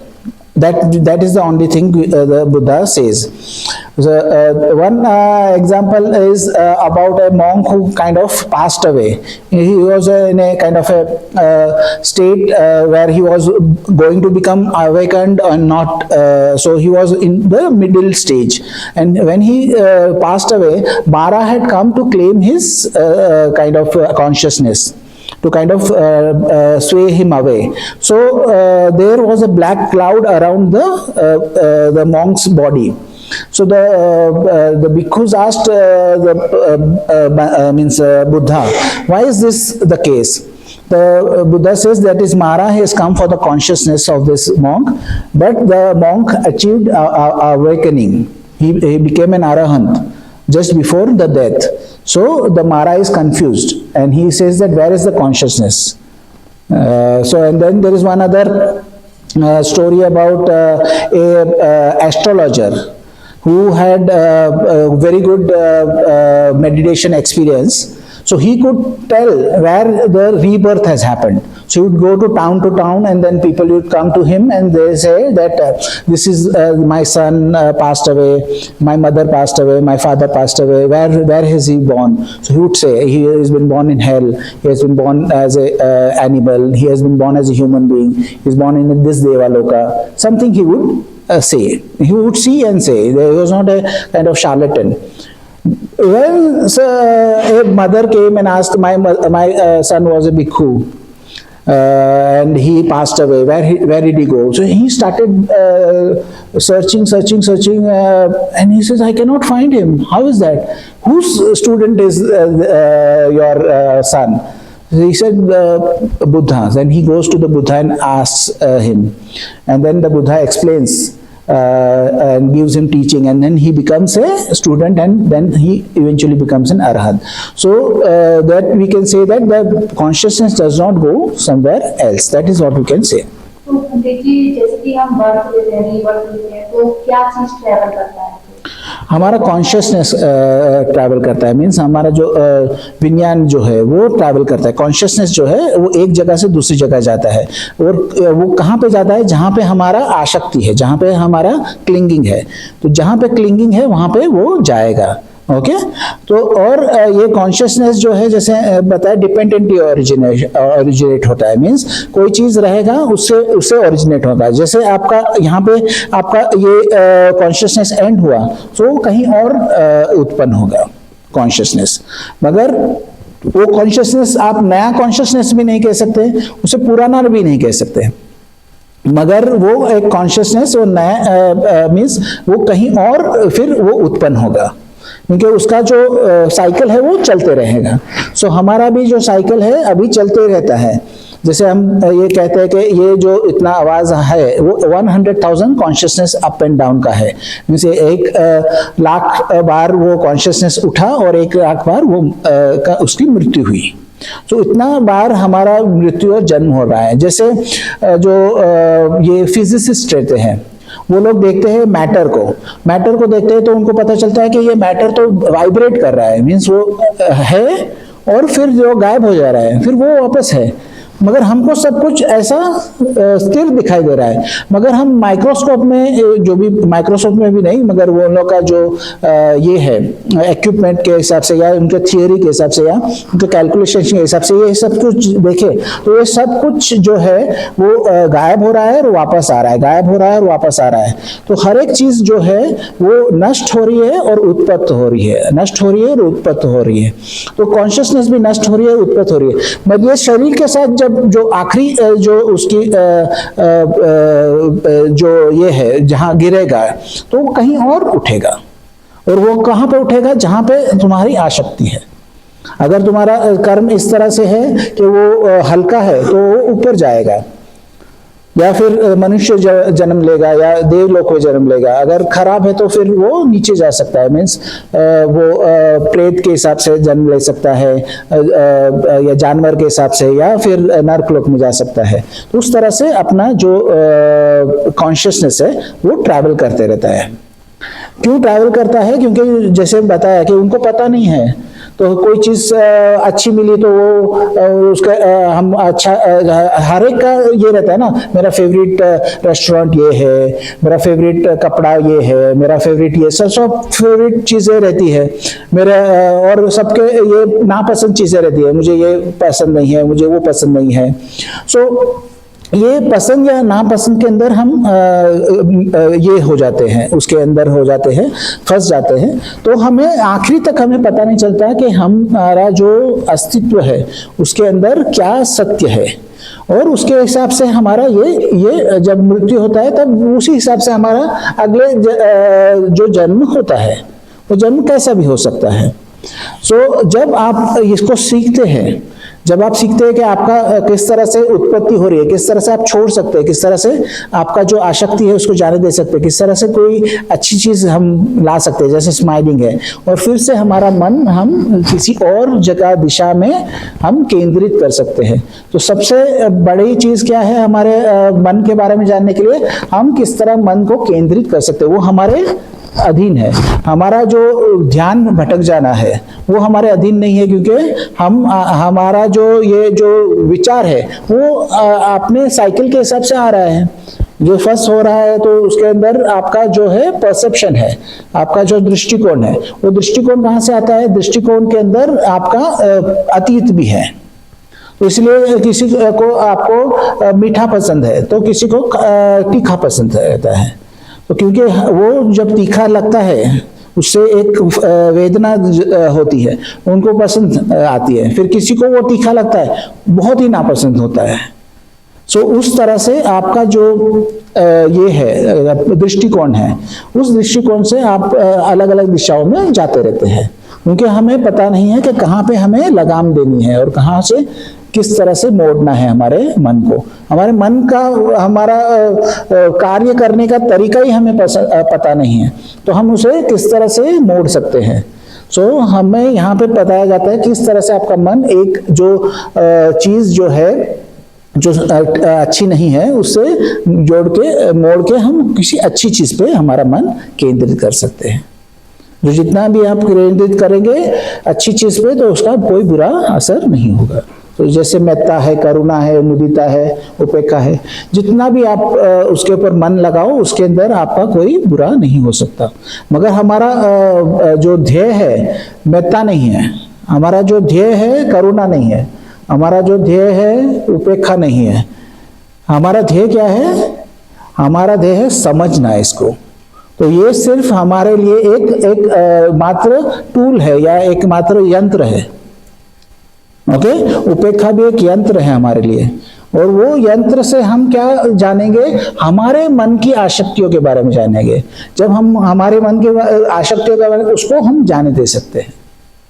जब हमको पता ही नहीं है कि आसक्ति क्या होती है तो हम उसको ढूंढेंगे कैसे? जब हम ढूंढते ही नहीं है तो हम उसके बारे में कोई जानकारी रखेंगे ही कैसे? तो जैसे अगर ये बुद्ध आने से ही हमें ये मिलता है, अगर ये बुद्ध नहीं रहते तो हमें पॉसिबल नहीं है ऐसा होना। तो बुद्ध कहते हैं कि बहुत ऐसे ऐसे महाकापा होते हैं। महाकापा का मतलब जो ये बिग बैंग थियरी है का सुना है, तो ये बिग बैंग होता है तो ये पूरी जो सृष्टि है ऐसे ऐसे ऐसे ऐसे एक्सपैंड होती रहती है, तभी उसमें जीवन रहता है। तो एक्सपैंड होके ऐसा स्थिर हो जाती है।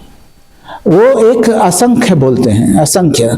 वो एक असंख्य तक एक्सपैंड होती है, एक असंख्य तक ऐसा स्थिर रहती है, एक असंख्य तक वापस आती है, और एक ऐसे ही एक बिंदु में सिमट जाती है, और वो बिंदु में एक असंख्य तक रहती है, और फिर से फटता है और फिर से ये उदय होता है। तो इस समय के अंदर एक भी बुद्ध का जन्म ना होना पॉसिबल है, और ऐसा ऐसा कहीं महाकापा में कोई बुद्ध जन्म नहीं लेते हैं। मगर कुछ महाकापा अच्छे रहते हैं, जैसे ये महाकापा है वो सबसे अच्छा महाकापा है, उसके अंदर 4 बुद्ध का जन्म है। सो उसके अंदर आपको बहुत मीन्स अभी और एक बुद्ध भी आने वाला है, Maitreya Buddha.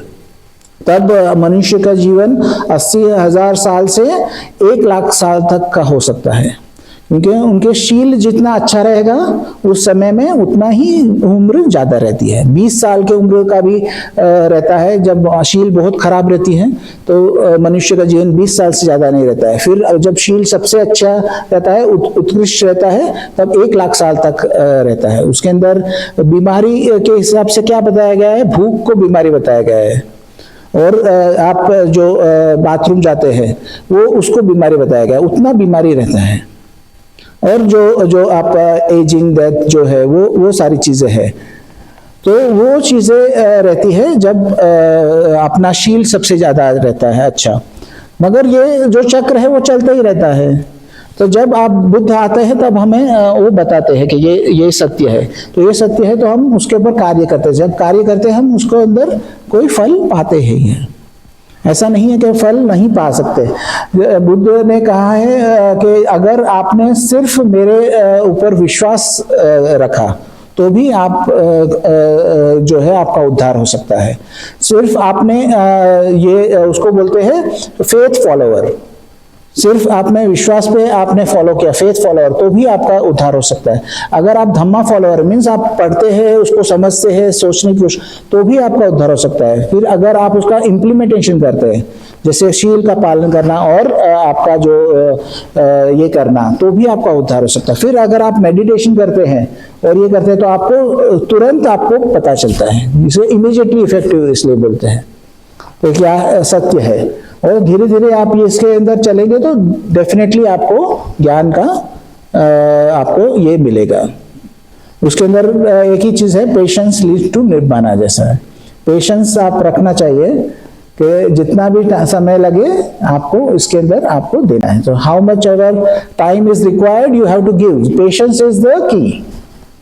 So you have to keep your patience, and if you have patience, then only you can progress. Okay?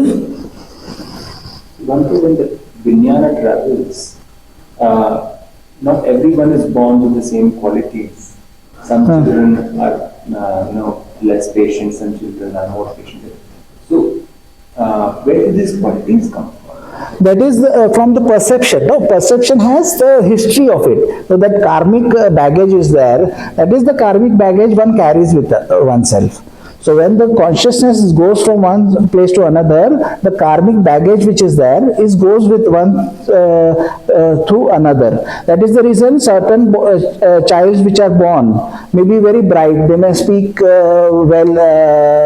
Some people child speak very late.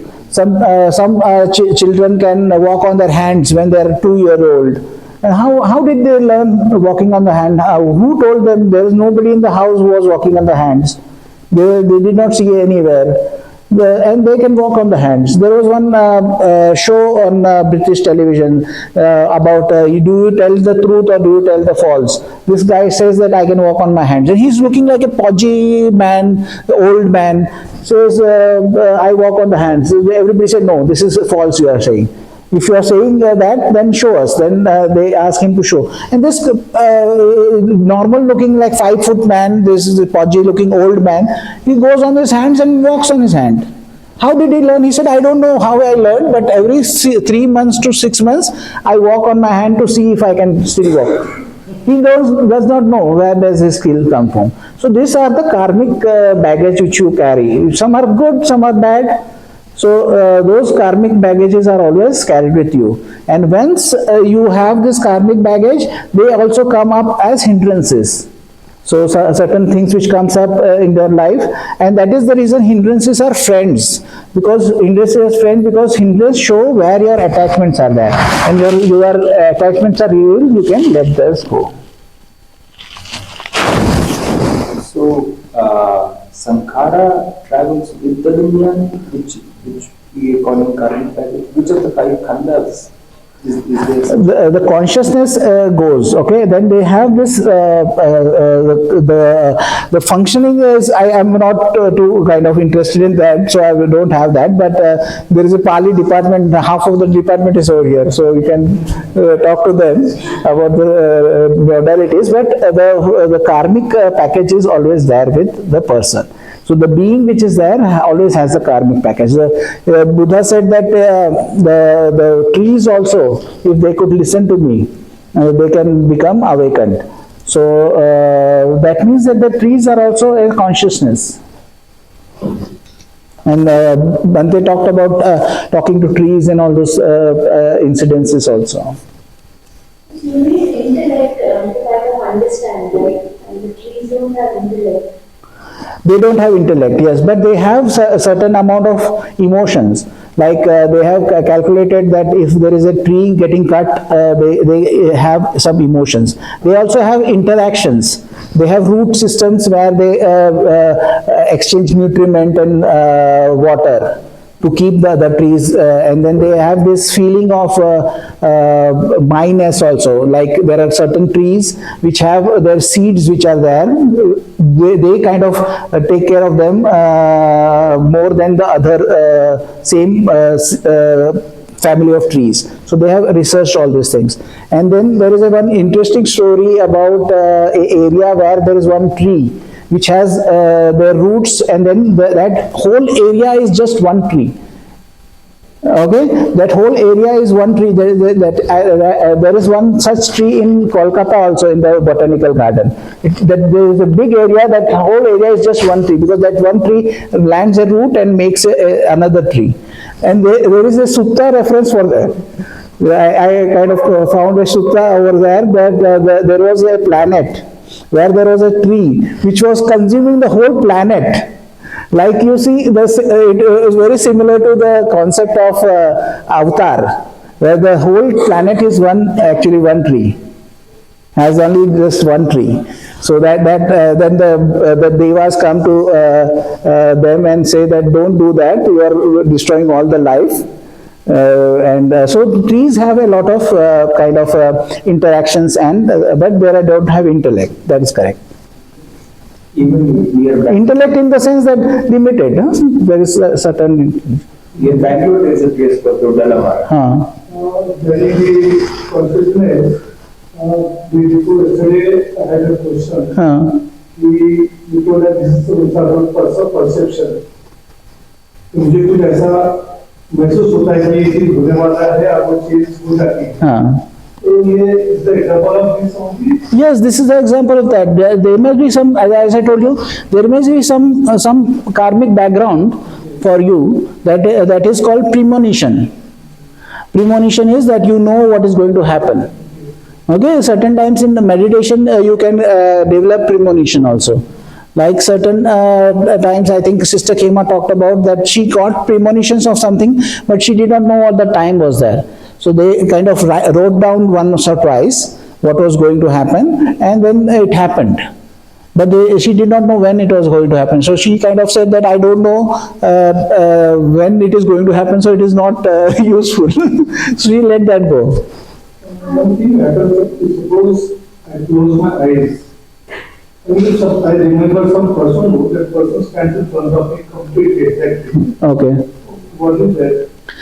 That is also, you have a better visualization. See, in general also people are in different categories of visualization. One category of visualization is if they ask them to visualize their mother also, they will not be able to visualize.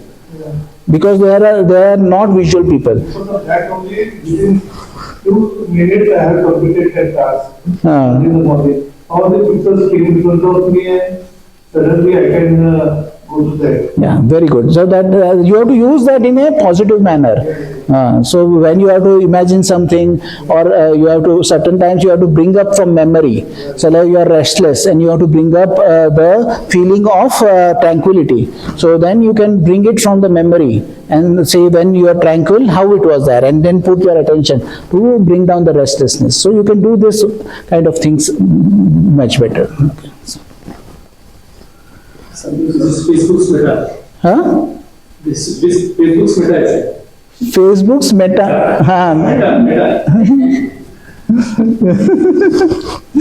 Yeah. Sometimes children or even adults, when they are angry, they wish bad for themselves. Correct. And bad for something in the future. Correct. I should fail if I behave like that. Can that come true just because they felt bad, or is it too much? Then they, after growing up, they realize, oh, that I wished and that is No, that can be kind of a complicated thing. It cannot be kind of a straight line answer, because see, there are many things which are happening. So the Buddha says that there is one thing which is the karmic which are there. So, but everything is not karmic. Okay, so like when he was explaining why people become ill, so he gave I think 8 or 10 reasons, and out of those 8 or 10 reasons, there was only one which is karmic. Because it can be many things which are there in the factor which is happening. Okay, and whenever Buddha kind of gave the future prediction also, he gave it in a option. When somebody asked him if Ananda will become awakened, so because then Buddha said that he would surely become awakened, but if he does not become awakened, he will be reborn as a world conquering king.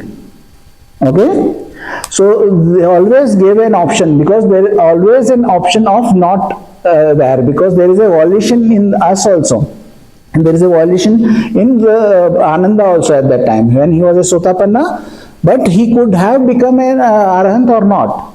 And then there was a kind of a monk who was an Arahant, I think Kashyapa, who kind of pressurized him into kind of practicing more.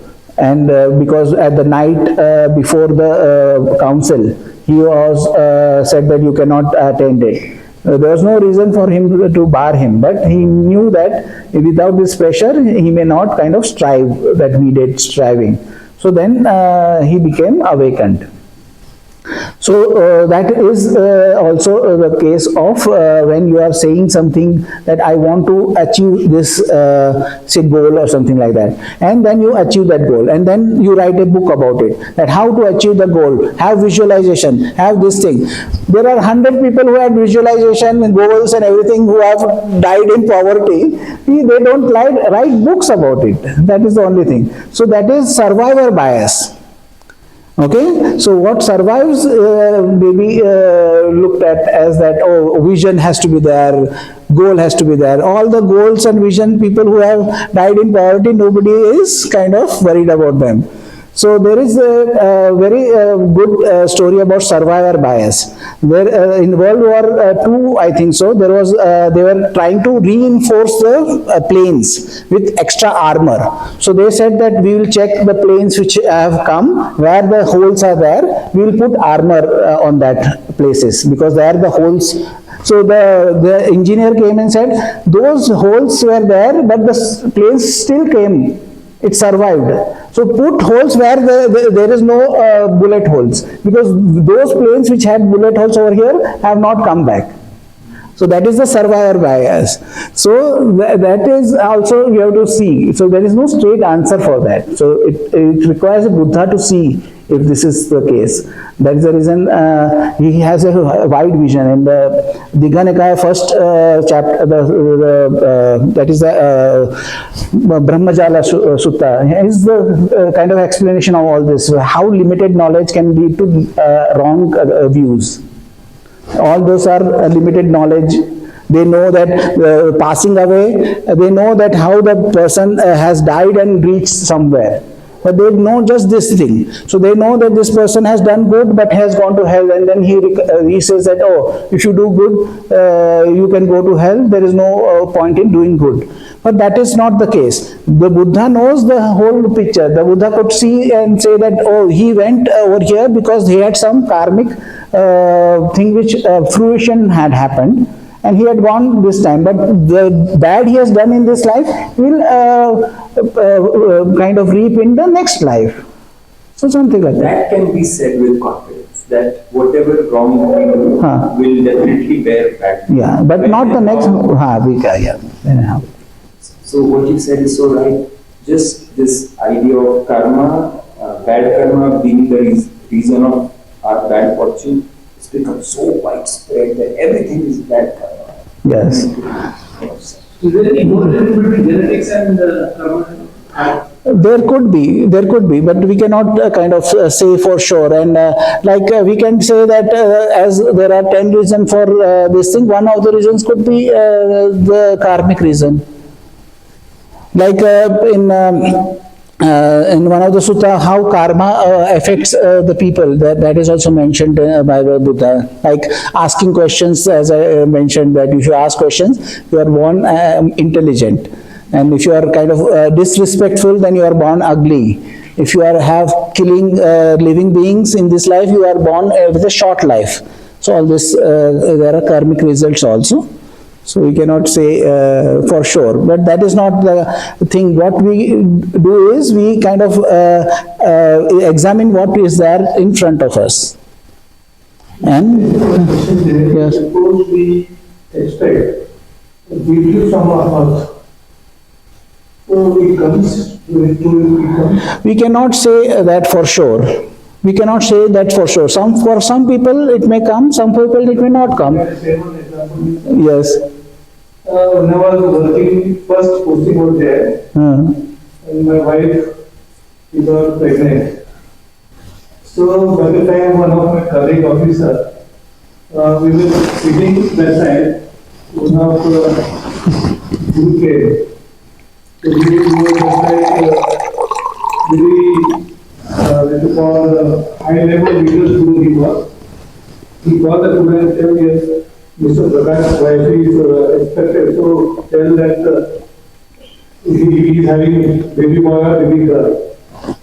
So that the Guru told that he will have boy first, but that will be somewhat delivery problem will be there. So within a fraction of a second, I told that Guru, he was a very great Guru. I told, no Guru, I have asked for a daughter. So my daughter will be there. So my colleague shouted me, you are challenging that Guru?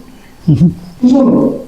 The case, the Guru went, but my colleague was very curious, how do we call that whatever dying that person? Secondly, after some days, writing person on the writing, they can tell some your astrology or something. That Guru also told me that you are having first son. Third person, voice. 3 Gurus they have told that you are having first son and there will be delivery problem. But Guru, I am really proud to say that I got my first daughter. Okay. And I will not tell the Guru's name, but they were very, very great. CM used to go in front of that Guru, and I had challenged that Guru. So I am asking that if it feel from me from a heart. We cannot say for everybody. Maybe, see, you already have certain kind of qualities in you, okay? So, as you have come from a background which has given you certain advantages, okay? One thing you say you have premonition, okay? Second is that you can visualize very well. So that means that there are certain karmic advantages you are born with, okay? And we can say that because of that you have also done very good with the meditation also. So there may be people who may be born with karmic advantages. There may be people born with karmic disadvantages also. And there may be people who may not be, they may be kind of in the middle path, and they may kind of achieve certain things which they aim for, they may not achieve something they aim for. So there is nothing definitely which we can say. Only a Buddha can see the whole scenario in totality. He may see you and kind of look at your 100,000 lives and say, oh, why this is so and so. But unless there is such a Buddha living, we will not be able to kind of find out why it is. We have to kind of know this is there with you as of now, to take advantage of that. Okay? So, this is another question. So, do we get enlightenment through training our consciousness or mind? If yes, then why animal can't be enlightened? They have also consciousness. They have consciousness, but they don't have the communication, this thing. They don't have language. So we cannot communicate with them. Then there are also many kind of good meditators who are there in arupa lokas, you know. They have achieved arupa jhanas, and then they have gone to arupa heavens. Now you cannot teach, because they have only mind. They don't have body at that time. They have just consciousness over there, but they don't have the body, so they cannot learn. So Alala Kalama and Udaga both have passed away after, means before the Buddha got enlightened. First two people he remembered was Alara Kalama and Udaka. They said they have very little dust in their eyes, they will be able to understand the Dhamma immediately. But when he tried to look for them, he found out that they had already passed away and they were in Arupa Lokas. So then for even many accomplished people, that is not possible, because they don't have the requisite entities which is there required. Like in the Devalokas, there are certain amount of Devalokas where you can get Sotapanna. Okay, or Sagdagami. You can become a Sotapanna or Sagdagami in Devaloka, because that is the reason a lot of Devas in the Suttas they mentioned used to come to the Buddha to learn. Okay, so it has to be, the causes and condition has to be there. And when that causes and condition, that is the same argument we gave about the trees, you know. Trees also have the limitations. They cannot hear the Buddha as we are hearing the Buddha. So the Buddha said that even if the trees could hear me, they could have become awakened. So there is limitation. Air consciousness completely. Air consciousness, but language, you cannot have that kind of conversation with the animal as we can have with a human being. So the most intelligent animals also can have at best like at a child level, you know, communication we can have. So Bhandeji, I have one more question. So there is any Buddha's discourse on consciousness? There is Any Buddha's discourse or any Buddha's teaching on consciousness means this is also basically a teaching on consciousness, because consciousness is the whole process of this dependent origination is based on the consciousness. Okay, there are many discourses are there. There may be certain discourses which are there specifically on consciousness, but basically whatever we are teaching has a component of consciousness, because we have to be conscious to have that feeling. Okay, because what happens is there is a object.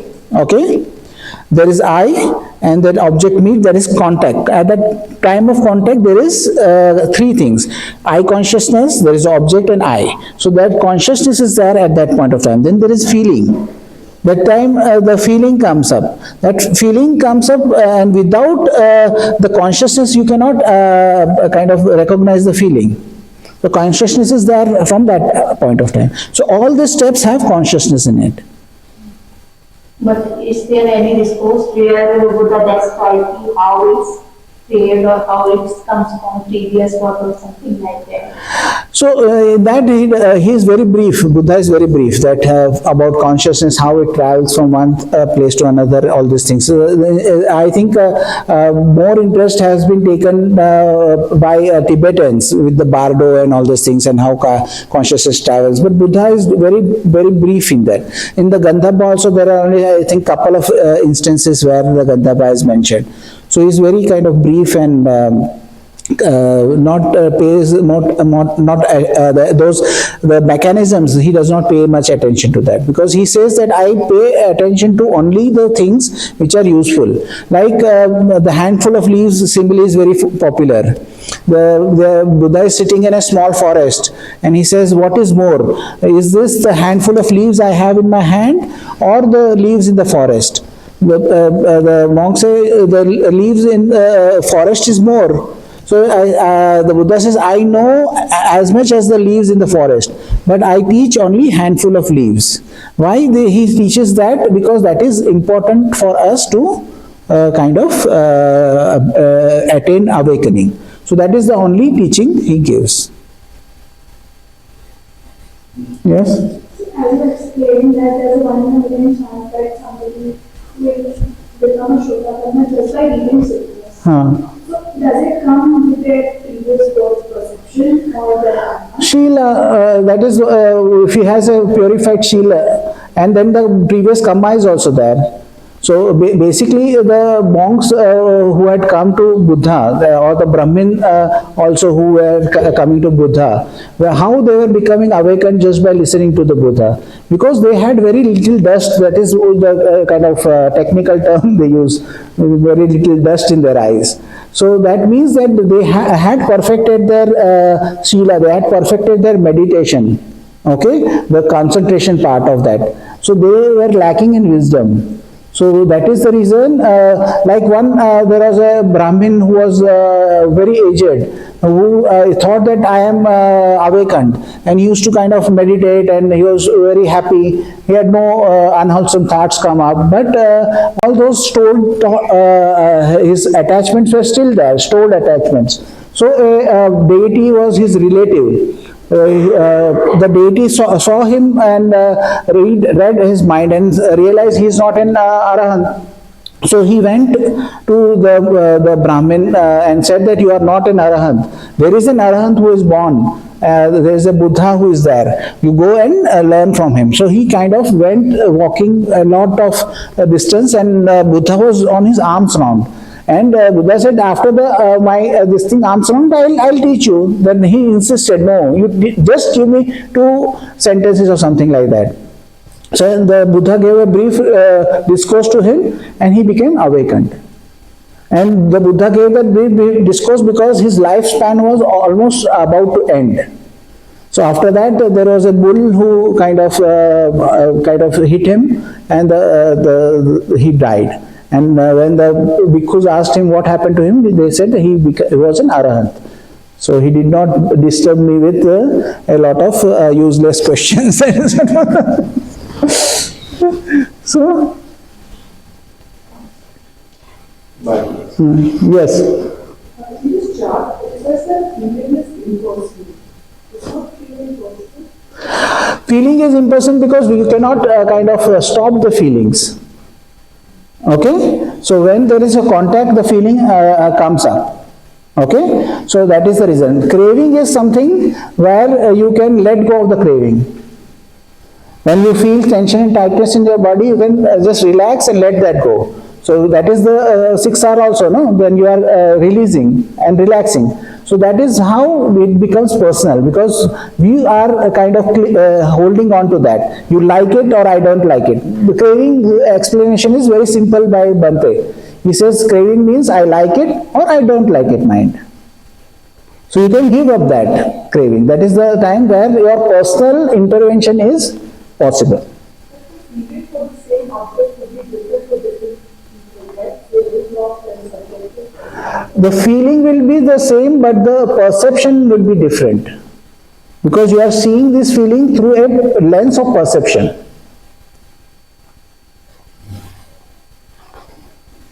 See, everybody has the same dependent origination. Okay? But when there is a contact, there is a feeling. Now this feeling has perception in it. Okay? Now this perception would be different from different people.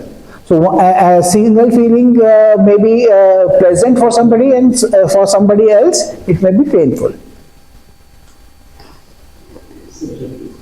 Subjective, it is subjective. At that time it is subjective. It's interesting how perception also feeds back in the feeling, because, for example, if I was working out and lifting a heavy rock or a heavy weight, long cord then I would perceive that as as a positive feeling tone, because I want to strengthen my muscles, so it's kind of this, positive pump. But if I felt that same feeling like lying in bed at night when I'm trying to fall asleep, that would be very troubling, and it would be a negative feeling tone. Yeah, no, but that is a different way of seeing it. See, when you are talking about feeling, it is at the contact it is happening. It is not the feeling of sensation. This is feeling which you are having as a mental, this is a part of mind, not of body. Okay? So when that contact is there, okay, then when that feeling comes up, That feeling is a reaction, okay? That reaction has already the perception in it. Okay, so now that perception which is there is going to the I like it, I don't like it. That becomes the craving. I guess what I'm saying is perception and feeling are intertwined. It depends how you parse it out. No, they are not intertwined. They are separate things. Perception is one thing. Perception and feeling are intertwined because whenever there is a perception, only then we can recognize the feeling. Without perception, there is no recognition of the feeling. Yeah, that is co-joined, not disjoined. Yeah. So like what I'm saying is it pulls on your memory bank. So your understanding of your circumstances, like your understanding of the environment in that context, can change the actual feeling. Yes, but that is the, what you are saying is correct, but that is changing the perception by giving it new information, no? And that is the history, so that is affecting your history book. Like saying that accounting book is there, so if I put a new entry in it, it will affect the balance sheet. Okay? Yeah, so that is what I am saying, that because you are giving it a new information, that is why that perception changes in the future for you. But the perception, feeling and consciousness are co-joined, they are not disjoint, so you cannot separate them from one another. And the I like it, I don't like it, if it is there, it is automatically going to the craving part. Input is common to all. Huh? Input is common to all. Input changes, result changes. Yes, as input changes, the result changes. Then you have access. Where do you have access? At the craving point. You can say, if you recognize craving, how it comes, then you can let it go. And when you are letting craving go, then the clinging and habitual tendency, birth of action and death will not come to be. So that is where you have this as a weak link, craving. That is where you can recognize and let it go. But in higher meditation, you can see more. That is a different topic. When you say we have access at the craving point, is it this concept of volition that we talked about before, or what is the? That means that you are able to recognize that. When you are able to recognize it, if your mindfulness has to be there, so your mindfulness has to be there for that to be recognized, okay? Your observational development of your observation power has to be there at that point of time. So when you have developed that observational capacity or capability, then you will be able to recognize, oh, this I am having a craving and I am letting it go. But that is the development which you are doing, no? So like he gave an example of lifting weights, okay? So when I lift weights, I can lift say maybe 5 kgs of weight. Then what happens is, my muscles become habituated to that, then I can lift 10 kgs of weight. Then it can be 15 and then 20. So by that we are developing. So we are doing the same thing, lifting of weights. But result is different. At one point of time we can kind of lift a stool or a table. At one point of time we can lift maybe a car. Okay? But the action is the same of lifting. So by doing the 6R itself, we are growing in our ability to observe. But 6R will remain the same till you are an Arahant. You have to recognize there is unwholesome, let it go, relax, re-smile and come back. So this will be there, the right effort will be there till you reach the end of the line. Okay? At the end of this evening's talk about dependent imagination, if I heard you correctly, I believe you said something about in the meditations we can investigate for dependent imagination. Can you show on that? Because when I heard other TWIM teachers speak, they said to not actively investigate. Not actively investigate means that you are able to recognize what is happening. Okay? So when you are recognizing that, you are knowing that, no? So when there is something happening over in your mind, you are recognizing that, then you are letting it go. So even if you are in a very calm mind, very calm and steady mind, say you are, you see that there is something happened, okay, and you are letting that go. Okay, then you recognize that, oh, when that something happened, you did not let go and that turned into a thought. Then you know that before this was a thought, this was this. Okay, so then you know what happened before that. So then you are able to know that when this happens, I have to let go or this will turn into a thought. So this is what has happening. If this happens, this is the craving stage. So you can recognize that and let go of that. But that understanding of your mind will automatically develop when you are doing your practice. So it's an automatic thing. It's not something to have in disorder. Yeah, you are not contemplating or anything. You are observing. So Bhante sometimes takes out the word contemplate from the suttas and puts the word observation. You are observing. Through your observation, you are growing. Okay, I think it is a long question answers, also a long sutta. You need at least one sitting after this. Okay, so I will share the merit now. May suffering ones be suffering free, and the fear-struck fearless be. May the grieving shed all grief, and may all beings find relief. May all beings share this merit we have thus acquired for the acquisition of all kinds of happiness. May beings inhabiting space and earth, devas and nagas of mighty power, share this merit of ours. May they long protect the Buddha's dispensation. Sadhu, sadhu, sadhu.